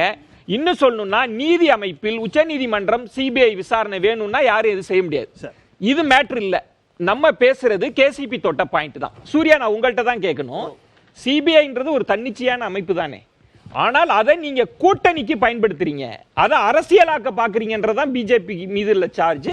பிரசன்னாவும் செந்திலும் சுட்டி காட்டி இனி எங்கள்கிட்ட வந்துருவாருன்னு, அதுக்கு நீங்க பதில் சொல்லுங்க. கேசிபியும் அதை ஆட் பண்ணுங்க. இந்த சிபிஐ விசாரணையை நீங்க கூட்டணி அரசியலுக்கு பயன்படுத்துறீங்க. இந்த கருத்து சிபிஐ விசாரணை வேண்டாம், பல கருத்துக்கள் தவறாக சொல்லப்பட்டன. இந்த வழக்கு பாதிக்கப்பட்டவர்கள் போட்டதாக சொன்னார்கள். இந்த வழக்கினுடைய ஃபர்ஸ்ட் பெட்டிஷனர் தமிழக வெற்றி கழகம் என்கிற அரசியல் கட்சி தான். மீதி பேர்லாம் அடிஷனலா இந்த வழக்கை விசாரணையே தேவையில்லை. இனி எனக்கு ப்ராப்ளம் சிபிஐ போட்டு அவங்க விசாரிக்கட்டும். இந்த விசாரணை அமைப்பு அங்க போனதுனால நீங்க அதை கூட்டணிக்கு பயன்படுத்துறீங்கன்றதான் சார்ஜ். யாருமே பயன்படுத்தல. நாங்க தான் சிபிஐ விசாரணை வேணும்னு கேட்டோம், சிபிஐ விசாரணை கிடைத்து விட்டது. நீங்க சொல்ற மாதிரி எந்த கூட்டணிக்கு யாரும் பயன்படுத்தல. நீங்க பேசுனீங்களா? யார் பேசுறாங்க சொல்லுங்க. டிவில பேசுறத வச்சு சொல்றதுக்கு தமிழிசை பேசுறாங்க சார். என்ன பேசுறாங்க? என்ன பேசுறாங்க? சிபிஐக்கு இல்ல இல்ல குறுக்கிடுறீங்க. ஆசீர்வாதம் ஆச்சாரி உங்க தேசிய செயலாளர் கிடையாது இல்லையா? இல்லை. அவர் உங்க கட்சியில ப்ரூவ் பண்ணுங்க. அவர் தேசிய செயலாளர்னு ப்ரூவ் பண்ணுங்க. பிஜேபி விட்டு போய் வெளிய போயிட்டார். பிஜேபி விட்டு போய் வெளிய போயிட்டார். அவர் தேசிய செயலாளர்னு நிரூபிச்சிட்டா பிஜேபி இருந்து போய் வெளிய போயிட்டார். சொல்லுங்க. அவர் கட்சியில பொறுப்புல இருக்காரா இல்லையா? அவர் என்ன கேள்வி கேட்டிருக்காரு? கேள்வி கேட்டிருக்காரு. நீங்க நெறியாளரா அவர் நெறியாளரா? நீங்க நெறியாளரா அவர் நெறியாளரா? நெறியாளரா இருங்க. சூர்யா நெறியாளரா அவர் நெறியாளரா? நான் பதில் சொல்ல முடியாது. நெறியாளர் கேட்ட கேள்வி சூர்யா பாயிண்ட் என்னன்னா, நெறியாளர் கேட்ட கேள்விக்கு பதில் சொல்ல விடுங்க. குறுக்கு வராதீங்க. நான் உங்ககிட்ட கேள்வி கேட்கல. ஏனென்றால் உங்களுக்கு பதிலா செந்தில பேசுறதுக்கு நீங்க உட்கார்ந்துட்டீங்க. அதனால உங்ககிட்ட நாங்க கேள்வி கேட்கல. ஒரு நிமிஷம் இருங்க. ஒரு நிமிஷம். சூர்யா ஒரு நிமிஷம். சூர்யா அவர் கிட்ட கேள்வி விஜய்க்கு பதிலா நீங்க பேசுறீங்கல அது மாதிரி அவர் கேட்ட கேள்விக்கு பதில் சொல்றேன். அப்புறம் நீங்க கேள்வி உள்வாக்கிங்க. முடியாது. அவர் கேட்ட கேள்விக்கு தான் பதில் சொல்றேன். நீங்க கேட்ட கேள்வி பதிலா வாங்க. அவர் கேட்ட அவங்கள பாஜகவுடைய ரெப்ரசன்டேட்டிவ்ஸ் தானே. டாக்டர் தமிழிசை சௌந்தரராஜன் நேத்து பேசிட்டாங்க. கருத்தை பேசுறதுக்கு முன்னாடியே குறுக்கிட்டா என்னால பதில் சொல்ல முடியாது. பதில் சொல்ல முடியாது. ஒரு கேள்வி முடியாது. ஒரு கேள்வி பாயிண்ட் என்னன்னா சார், கேள்விக்கு பதில் சொல்றேன். ஏன் பயப்படுறீங்க? ஏன் பயப்படுறீங்க? கேள்வி அவர் கேட்டாரு. நீங்க நெறியாளர் கிடையாது. நெறியாளர் கிடையாது. நீங்க ஆளும் கட்சியா வேணா இருக்கலாம், நெறியாளர் கிடையாது. ஆளும் கட்சியா வேணா இருந்துக்கலாம், நெறியாளர் கிடையாது. யாரு வந்தாலும் முத்துவேல் கருணாநிதி ஸ்டாலின் எதிர்த்து நிப்பாருன்னு சொன்னாங்களே, தனியா நிக்க மாட்டாரு. 10 கூட்டணி கட்சியோட சேர்ந்துதான் நிப்பாரு, தனியா நிக்க மாட்டாரு. தனியா நிக்க மாட்டாரு. தனியா அப்படிப்பட்ட கூட்டணிக்காக தேர்தல் தானே வரலாறுல இவ்வளவு முயற்சி பண்றீங்க தேர்தல் வரலாறுல மூச்சு காலம் முட்டை காலமாக நீங்க விஜய்க்கு எதுக்கு தனியாக support பண்றீங்க? தேர்தல் கூட்டணி நின்று வைக்கணும் வென்ற வரலாறு கேக்குறாங்க. திமுகவுக்கு தைரியம் இருக்கா இல்லையா? இருந்தா கூட்டணி கட்சியோட நின்று ஜெயித்த வரலாறு சூர்யா, தானே சூர்யா, இருக்கு. சூர்யா, அதனால சூர்யா, அதனால தைரியம் இருந்தா, அதனால தைரியம் இருந்தா பாஜகவும் அதிமுகவும் தனியா சொல்லுங்களேன். ஏன் விஜய் வரணும்னு கூட்டணி அதனாலதான் விஜய் மட்டுமில்ல, திமுகவை எதிர்த்து கேள்வி கேட்கக்கூடிய எந்த கட்சி வந்தாலும் தீய சக்தி திமுக எந்த தீமையை வேணாலும் செய்யும். அவர்களுக்காக நாங்கள் நிற்பதற்கு இந்த வழக்குக்கும் பாஜகவுக்கும் சம்பந்தம் இல்லை அப்படிங்கிறதுக்கு ஒரு ரகசியம் ஒன்று சொல்றேன். ஆதவ் அர்ஜுனா மிகப்பெரிய பொறுப்புல இருக்கார். தாவேக்கால விஜய்க்கு அடுத்து 2வது இடத்துல இருக்கார். 41 பேர் செத்து போன கரூருக்கு போக முடியல. அவர் டெல்லிக்கு போறாரு. திடீர்னு கிளம்பி டெல்லிக்கு யாரோட ஃப்ளைட்டில் போறார்? யாரோட ஃப்ளைட்டில் போனார்னு கேட்டால் கூட நிறைய ஃப்ளைட் இருக்குது, நிறைய வாடகைக்கு விடுறாங்கன்னு சொல்லலாம். ஆதவ் அர்ஜுனாவோட எதுக்கு 2 என்எஸ்ஜி ஆஃபீஸர்ஸ் போனாங்க? என்எஸ்ஜி ஆஃபீஸர்ஸ் ஆதவ் அர்ஜுனா போக வேண்டிய பிரைவேட் ஃப்ளைட்டில் ஆதவ் அர்ஜுனாவுக்கு பக்கத்தில் உட்காந்துக்கிட்டு போக வேண்டிய அவசியம் என்ன? டெல்லியில் அக்பர் ரோட்டில் ஆதவ் அர்ஜுனாவும் என்எஸ்ஜி ஆஃபீஸரும் யாரை சந்திச்சாங்க? அதுக்கப்புறம் இந்த தீர்ப்பு எப்படி வந்துச்சு? அதுக்கப்புறம் தமிழ்நாடு கேடர் ஏன் வரக்கூடாதுன்னு சொன்னாங்கன்னு இந்த தியரிக்கெல்லாம் சூர்யா பதில் சொல்லட்டும். அதுக்கப்புறம் சிபிஐக்கு எங்களுக்கு சம்பந்தம் இல்ல, பாஜக கூட்டணிக்கு கூப்பிடலன்னு பேசட்டும். அதாவது பிரசன்னா அஜித் குமார் வழக்கு எந்த அளவுக்கு சிபிஐக்கு போனது நியாயம்னு சொன்னாரோ அது ஏற்றுக்கொள்ள தகுந்த வாதம், அது நியாயம். அந்த விசாரணையை தாண்டி கூட்டணிக்குள்ள வந்துடலாமே வர அதாவது அதே அளவுக்கு திரு செந்தில்குமார் அவர்களது தீர்ப்புக்கு எதிராக சென்றது தான் உச்சநீதிமன்றம். யாரும் சூமோட்டோவோ தனியாக உச்சநீதிமன்றத்துக்கு போகலை. அப்போ இந்த வழக்கில் உள்ள குறைபாடுகளால் மட்டும்தான் இது சிபிஐக்கு போச்சு. ஆதவ் அர்ஜுனாவை பற்றி திரு பிரசன்னா சொல்கிறாரு. இதே ஆதவ் அர்ஜுனா மேலே நீங்கள் அந்த செடேஷனுக்கு நீங்கள் ஒரு வழக்கு பதிவு பண்ணியிருக்கீங்க, தேசிய குற்றத்துக்காக நீங்கள் போட்டிருக்கீங்க. அது சிபிஐக்கு போகலையே. நீங்கள் ஏன் அவர் இன்னும் கைது பண்ணாமல் இருக்கிறீங்க? அது உங்கள் கையாலாக தனமா? நீங்கள் அவரில் உங்கள் ஏஜென்ட்டா? இல்லை நீங்கள் அவரை கண்டு பயப்படுறீங்களா? நீங்கள் கைது செய்திருக்கலாமே. அவர் போட்டது ஒரு தமிழ்நாட்டினுடைய அமைதிக்கு குந்தகம் விளைவிக்கிற ஒரு செயல். ஏன் நீங்கள் நடவடிக்கை எடுக்கல? அவர் என்எஸ்சியோட போனார், நீங்கள் தான் பயந்துட்டீங்களா? ஏன் நீங்கள் அவர் மேலே நடவடிக்கை எடுக்கல? ஒன்று. அடுத்தது இன்னொன்று சொன்னார். அதாவது அதிமுக விஜய் வர்றாரு, விஜயை வச்சு ஆட்சியை பிடிச்சிடலாம் என்பதற்காக நீங்கள் எல்லாம் ஆதரிக்கிறீங்கன்னு. அது அல்ல. அரசியல்ல ஆளுகிற கட்சிக்கு எதிராக எதிர்கட்சிகள் ஓர் அணியில் திரண்டு இருக்கிறாங்க. அது தலைவர்கள் மட்டத்தில் இன்னும் ஏற்படாவிட்டாலும் தொண்டர்கள் மட்டத்தில், வாக்காளர்கள் மட்டத்தில் ஏற்புடையதாக இன்றைக்கு அது பார்க்கப்படுது. யார் கூட்டணிக்கு சொன்னார்கள் அப்படிங்கிற ஒரு வாதம் வைக்கப்பட்டது. அவர் திரு ஆசீர்வாதம் ஆச்சாரியா சொன்னார். அதில் சகோதரர் சூர்யா முரண்பட்டார். தமிழ்நாட்டில் தேசிய ஜனநாயக கூட்டணிக்கு தலைமை வகிப்பவர் மரியாதைக்குரிய எதிர்க்கட்சி தலைவர் மாண்புமிகு எடப்பாடி பழனிசாமி அவர்கள். மாற்று கருத்தில் இல்லை, அவர் தான் அந்த கூட்டணியுடைய தலைமை. அவர் வெளிப்படையாக சொன்னாரா இல்லையா? தாவேக்கா கொடி பறந்த போது என்ன சொன்னார்? நான் முடிச்சிடறேன் கல்யாணம். தாவேக்கா கொடி பறக்கிறது, கூட்டணிக்கு பிள்ளையார் சொல்லி போட்டாச்சு. நீங்கள் ஆசீர்வாதம் ஆச்சாரியை விட்டுருங்க. தமிழ்நாட்டில் அந்த கூட்டணியுடைய தலைமை வைக்கக்கூடிய எடப்பாடி பழனிசாமி பேச்சையும் கூடவா நாம் புறந்தள்ளி நகர வேண்டும்? சரி, ஒன்று வைக்கிறேன். இன்னொன்று நான் சொல்கிறேன். தமிழ்நாட்டில் எத்தனையோ கட்சிகள் எத்தனையோ கூட்டணி வச்சிருக்கிறாங்க. சகோதரர் சூர்யா சொல்லின்ற பொழுது சொன்னார், தீய சக்தி திமுகவை வரவிடாமல் தடுத்தார்கள் அப்படின்னு சொன்னாங்க. அதே அம்மையார் செல்வி ஜெயலலிதா அவர்கள் தான் பாசிச பாஜக என்று சொன்னார். மோடியா லேடியா என்று கேட்டார். அவர் உயிரோடு இருந்தவரை பாஜக இங்கே என்ன பாடுபட்டுச்சுங்கிறதையும் பார்த்தோம். அவர் மரணமடைந்த பிறகு கடந்த 4 ஆண்டுகளில் மரியாதைக்குரிய எடப்பாடி பழனிசாமி அவர்கள் முதலமைச்சராக இருந்தபொழுது என்னெல்லாம் நடந்துச்சுங்கிறத பார்த்தோம். இப்போ முத்துவேல் கருணாநிதி ஸ்டாலின் வந்த பிறகு பாஜக என்ன பாடுபட்டு இருக்குங்கிறதையும் பார்த்தோம். ஆனால் ஒவ்வொரு முறையும் ஒரு கூட்டணி அமைகின்ற பொழுது அதற்கு ஒரு நோக்கம் இருக்கும், காரணம் இருக்கும். இன்றைக்கு இருக்கக்கூடிய இந்தியா கூட்டணி ஒன்றுபட்டு ஓரணியில் ஒரே ஒரு புள்ளியில் தான் இணைஞ்சு நிற்கிறாங்க. அது பாசிச பாஜக எதிர்ப்பு என்ற புள்ளியில். அதில் தெளிவாக நிற்கிறாங்க. முதல் முறையாக 41 பேரின் மரணத்தின் மீது ஒரு கூட்டணி கட்டி எழுப்பப்படும் என்று சொன்னால் அது எத்துணை பெரிய அவமானம், எத்துணை பெரிய துயரம் என்பதை தமிழ்நாடு மக்கள் சிந்திச்சு பார்க்கணும். நீங்கள் அதற்கு ஒரு வாரத்துக்கு முன்னாடி அஇஅதிமுகவையும் சேர்த்து விமர்சித்தவர் திருவாளர் விஜய் அவர்கள். அதிமுக, திமுக, பாஜக எல்லோருக்கும் மாற்றி என்று சொன்னவர். ஒரு 41 பேர் மரணம் அடைகிறார்கள், அவரை கைது பண்ணல. அவர் கட்சிக்காரங்கள கூட மாவட்ட செயலாளர் தான் கைது பண்ணிச்சு. புஷி ஆனந்த கூட கைது பண்ணல. அந்த கேள்வி எனக்கு இருக்கு. நான் கேசிபி சாரோட முழுமையா உடன்படுறேன். நீங்க அதில் சம்பந்தப்பட்டவர்களை கைது செய்திருக்க வேண்டும் அப்படிங்கிறது என்னுடைய கருத்து. அதுல நான் ஒரு கருத்துல உடன்படுறேன். அதே இதுல நான் கைது பண்ணாததுக்கு நான் பின்னணியிலே அரசியல் கணக்கு இருக்கா? இல்ல நான் சொல்றேன், அது காரணம் சொல்றேன். அதை நீங்க அரசியல் கணக்கு இருக்காங்கிறத அதிகாரப்பூர்வ செய்தி தொடர்பாளர் பிரசனாட்ட கேளுங்க. நான் ஒரு பத்திரிகையாளனா ஒரு கேள்வி வைக்கிறேன், ஒரு பார்வை வைக்கிறேன். எல்லாவற்றிற்கும் இம்முனா தும்முனா தேச விரோத சட்டம் என்று சொல்லக்கூடிய பாஜக இந்தியாவில் நேபாளத்தை போல ஜென்சி போராட்டம் வெடிக்கும் என்று இந்திய இறையாண்மைக்கு எதிராக பேசி ஆதவர்ஜனாவை கைது செய்ய வேண்டாம் சார், கண்டனமாவது தெரிவிச்சீங்களா? நான் இன்னொரு சொல்றேன்,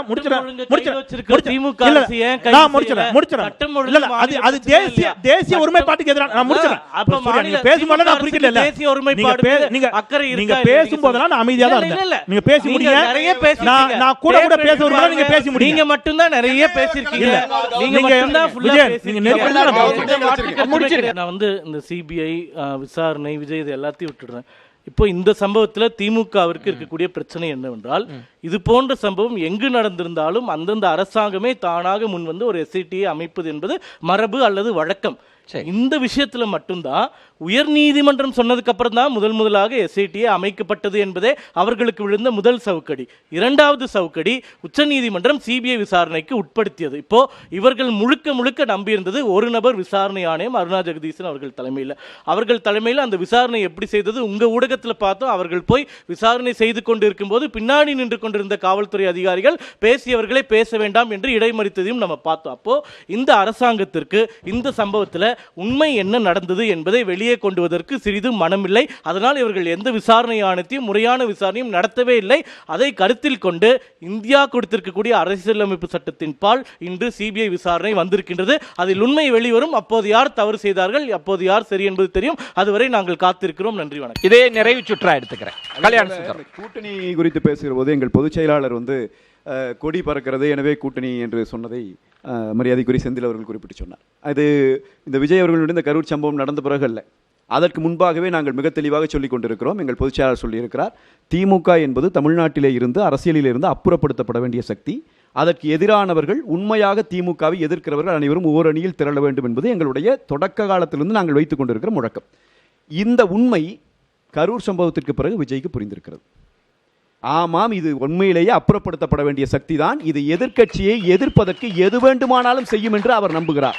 அது நம்புறா அவர் பிரச்சனை. அந்த பசங்க அங்க இருக்கிற இளைஞர்கள் அவர்களுக்கு தெரிகிறது இந்த பிரச்சனையை மெச்சூர்டா ஹேண்டில் பண்ண ஒரே லீடர் எடப்பாடியார் தான் என்பது தெரிவதால் அவர்கள் என்ன செய்யறாங்க, இந்த அரசாங்கத்தினுடைய பிழை பொறுத்து கொள்ள முடியாமல் தாங்கள் பாதிக்கப்பட்டிருக்கிற கொடி எடுத்து வராங்க. அப்ப எடப்பாடியார் சொன்னது எதற்காகனா, திமுக என்பது அரசியலிலிருந்து தமிழ்நாட்டு அரசியலிருந்து அப்புறப்படுத்துவதற்கான ஒரு கூட்டணி உருவாகிறது தமிழ்நாட்டில். ஆமாம், நான் இப்போது சொல்றேன். அதையும் தாண்டி இன்னொரு செய்தி சொல்றேன். எங்கள் பொதுச் செயலாளர் பேசுவதற்கெல்லாம் முன்பாகவே இந்த கொலை நடந்து இந்த துயரம் நடந்த அடுத்த நாளே திரு ராகுல் காந்தி அவர்கள் பேசினாரே விஜயோடு.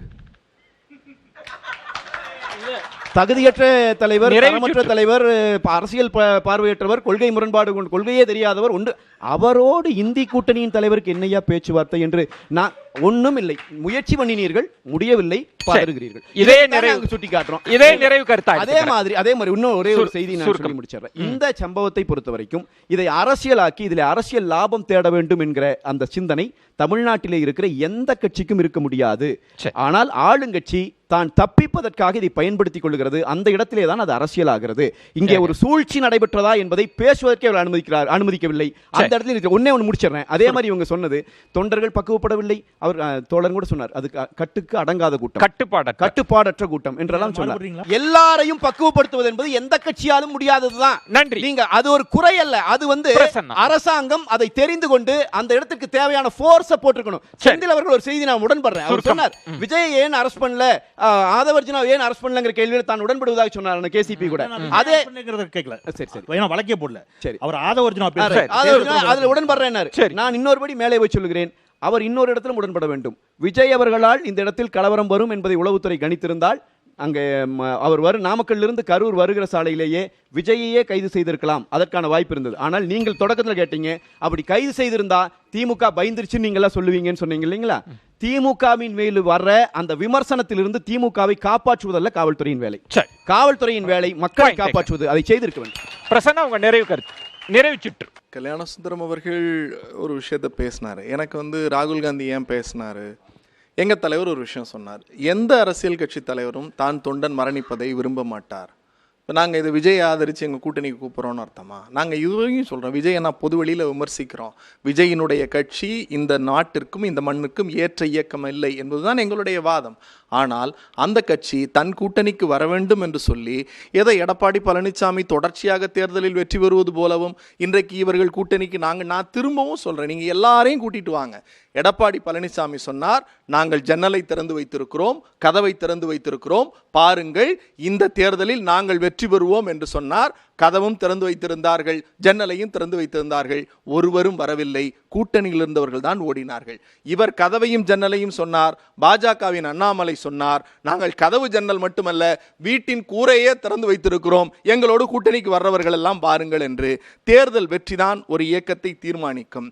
எடப்பாடி தலைமையிலான கட்சி எப்படி போய்கொண்டே இருக்கிறது என்பது கேவலம் தன் வாக்கை கூட நிரூபிக்காத விஜயை பார்த்து எங்களோடு கூட்டணிக்கு வந்தால் நாங்கள் வெற்றி பெற்று விடுவோம் என்று தரம் தாழ்ந்து இருப்பதுதான் இன்றைய அதிமுகவினுடைய பரிதாப நிலை. நீங்கள் ஒரு திராவிட இயக்கம் என்று நம்புகிறேன். போட்டி உங்களுக்கும் எங்களுக்கும் தானே தவிர இந்த கட்டுப்பாடற்ற கூட்டத்தால் ஒரு தலைவன் உருவாகிறான் என்றால் எல்லா காலங்களிலும் அரசியல் கட்சி வருகிறது, எல்லா காலங்களிலும் ஒரு தத்துவம் வருகிறது. ஆனால் எல்லா தத்துவங்களிலும் ஒரு தகுதி வாய்ந்த தலைவன் வேண்டும், தன் தொண்டர்களை கட்டுப்படுத்துகிற ஒரு கூட்டம் வேண்டும். ஒரே உதாரணம், 3 நாட்களுக்கு முன்னால் இந்த சம்பவம் நடப்பதற்கு 3 நாட்களுக்கு முன்னால் 17,000 பேரை அதிமுக கூட்டியது. தங்கமணி, வேலுமணி, மரியாதைக்குரிய எடப்பாடி பழனிசாமி 17,000 பேரோடு அங்கே பேசினார்கள். ஒரு உயிர் கூட போகல. அதற்கு பாதுகாப்பு கொடுத்தோம். கட்டுப்பாடோடு அரசியல் இயக்கம் கூட்டம் நடத்துகிறது. அமித்ஷா வருகிறார், ஏன் மோடி வருகிறார், இன்னும் பல தலைவர்களால் லட்சக்கணக்கில் கூட்டம் கூடுகிறது. அங்கே எல்லாம் நடக்காதது ஏன் இங்கே நடக்கிறது என்றால் அந்த இயக்கத்தை வழிநடத்துகிற தலைவன் சரியில்லை. அந்த தொண்டர்களை கட்டுப்பாடோடு வழிநடத்துகிறவன் தான் தலைவனாக இருக்க முடியும். தலைவனுக்குரிய தகுதி இல்லாதவனை நீங்கள் எல்லோரும் ஆதரித்து பேசுவது திராவிட மண்ணுக்கு கேவலம் என்பதுதான் என்னுடைய கருத்து. தொண்டர்களை பத்தி சொன்னாரு. எல்லா கட்சியிலும் இருக்கக்கூடிய தொண்டர்களில் 10 பேர் இப்படி இருக்கிறாங்க அப்படி இருக்கிறாங்க போட்டோ வரும், அதிமுக வரும், பாஜக வரும். அதல்ல, ஒட்டுமொத்த கூட்டமும் எவ்வாறு இருக்கிறது நான் சொன்னேன். நீங்க அதை பேசுவீர்களே என்று சொன்னால், தொண்டர்களை பேசுவீர்களே என்று சொன்னால், மக்களால் தேர்ந்தெடுக்கப்பட்ட சட்டமன்ற உறுப்பினர்கள் கூவத்தூரில் என்ன செய்தார்கள் என்ற காணொலிகளும் வந்துச்சு, மக்களும் பேசினார்கள். அந்த கட்சியை சேர்ந்தவர்களும் பேசினார்கள். அவரும் சட்டை நீங்க கிழிச்சீங்க. ஜெயலலிதா சட்டப்பேரவையில் என்ன நடந்துச்சு நான் பேசுவேன். ஜெயலலிதாவுக்கு சட்டப்பேரவை நடந்ததை பத்தி நீங்க பேசுவீங்களா? செஞ்சீங்க. அதையும் பேசலாம். கூவத்தூர்ல பதவிட்டார் பாருங்க. ஏன் பதட்டம்? கூவத்தூரை பத்தின உடனே ஏன் இவ்வளவு பதட்டம்? சரி, கூவத்தூரை நீங்க பதறாதீங்க. பேசிட்டோம். உதயநிதி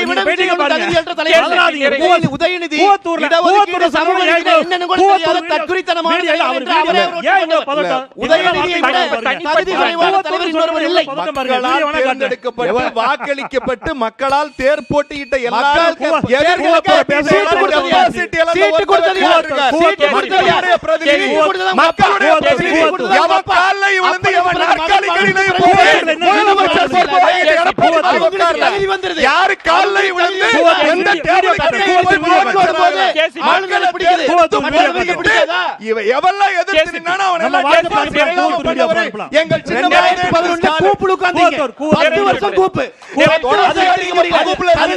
அவர் மறைகிற போது முதலமைச்சராக இருக்க முடியல.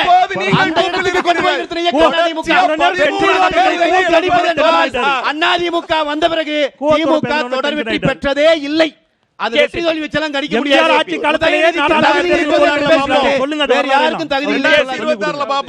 திரு செந்தில் பேசும்போது சொன்னார் 41 பேர் மரணத்தில் ஒரு கூட்டணி கட்டமைக்கப்படுகிறதுன்னு. அதே தான் நான் திருப்பி சொல்றேன். இந்த மரணம் ஒரு ட்ரிகரிங் பாயிண்ட். இந்த ட்ரிகரிங் பாயிண்ட்ங்கிறது நீங்களாக தான் கூட்டணி ஏற்பட்டு விட்டதாக ஒரு பிரமையை உண்டாக்கி அந்த பிரமையை உண்டாக்கி பயந்து போறீங்களே ஒழிய, அதாவது மக்கள் ஒன்று திரள்றாங்க அரசாங்கத்துக்கு எதிராக, தொண்டர்கள் வாக்காளர்கள் ஒன்று திரள்றாங்க, தலைவர்களை அது ஒருமுகப்படுத்துவதற்காக பார்க்குது.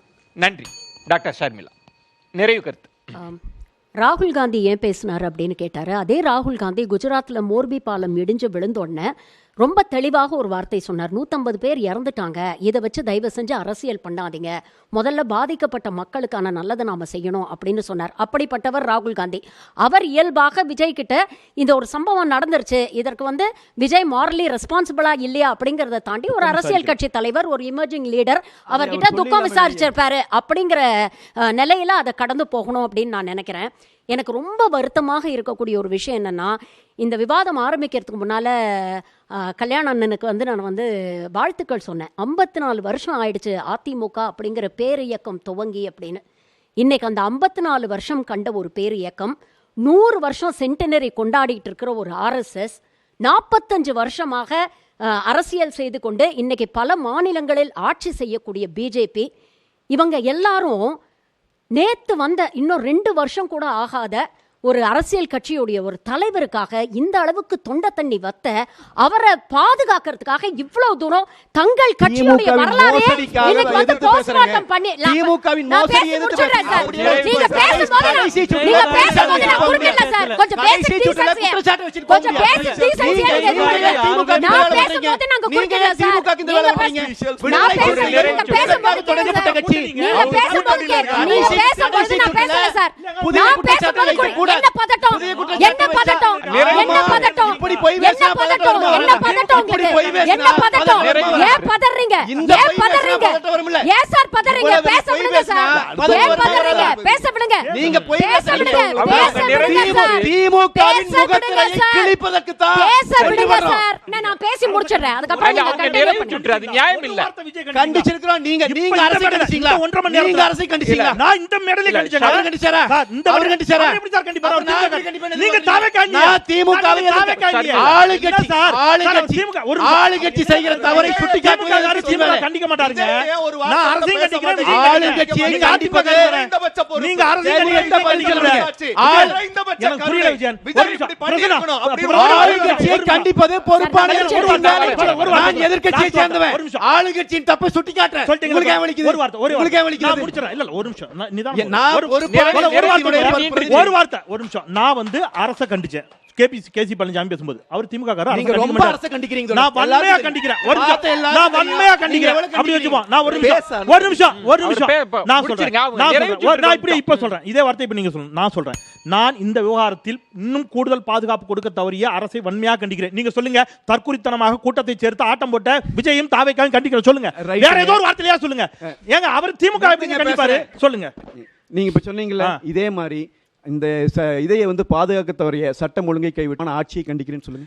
இது என்னங்க வாதம், இது என்ன வாதம், ஒரு நிமிஷம் நான் முடிச்சிடறேன், ஒரே ஒரு நிமிஷம், இந்த நிமிடம் வரைக்கும் அவர் வாயிலிருந்து விஜய கண்டிக்கிறீங்க வார்த்தை வரல, இது 41 பேர் மரணங்களுக்கு செய்யற துரோகம், பச்சை துரோகம், பச்சை துரோகம், என்ன துரோகம், 41 நாளே பொது செயலாளர் சொன்னார், மலினமான அரசியல் செய்யாதீங்க, ஒண்ணும் கிடையாது, விஜய கண்டிக்கிறது துப்பு இல்ல, விஜய கண்டிக்கிறது துப்பு இல்லாம இப்படி பேசினா என்ன பேசுறது, ஒரு வார்த்தை கூட்டணியே பேசிட்டு இருக்கார், இல்ல நான் சொல்றேன், கூட்டணிக்கே வரல, ஒரு கூட்டணில எவ்வளவு பதட்டம், நீங்க தாங்க கால் ஊடுறீங்க, கூட்டணிக்கு திமுக கூட்டணில இருக்கிற கட்சியை பார்த்து கேக்குறாரு, நீங்க ஏன் திமுக ஆதரிக்கிறீங்க, நீங்க கூட்டணியில இல்லாத, கூட்டணி பிச்சை எடுத்து கூட்டணியில இல்லாத பேசலாமாங்க, கூட்டணியில இல்லாத நான் தெளிவா இல்லாத தாவே கடை பிச்சை எடுக்காத, ஒரே ஒரு செய்தி, கூட்டணியில இல்லாத தாவே கடை ஏன் பிச்சை எடுத்துருக்கு சார், பத்திரிகையாளர் நீங்க பேசுறீங்க பிச்சை, அதனால நான் சொன்னேன், புரியுதுங்களா, என்ன சொன்னீங்க, நான் சொல்றது கேளுங்க, இந்த வார்த்தை பதில் சொல்ல விடுங்க, என்னை பதில் சொல்லுங்க, எல்லாரும் என்னை பதில் கண்டிக்கிறேன், ஒரு வார்த்தை, என்னை பதில் விஜய கண்டிக்கிறேன், ஒரு வார்த்தை சொல்லுங்க, தைரியம் இருந்தா விஜய கண்டிக்கிறேன், ஒரு வார்த்தை விஜய கண்டிக்கிறேன், ஒரே ஒரு வார்த்தை பதில் சொல்லுங்க, விஜயையும் கண்டிக்கிறேன், அரசை கண்டிச்சீங்கல,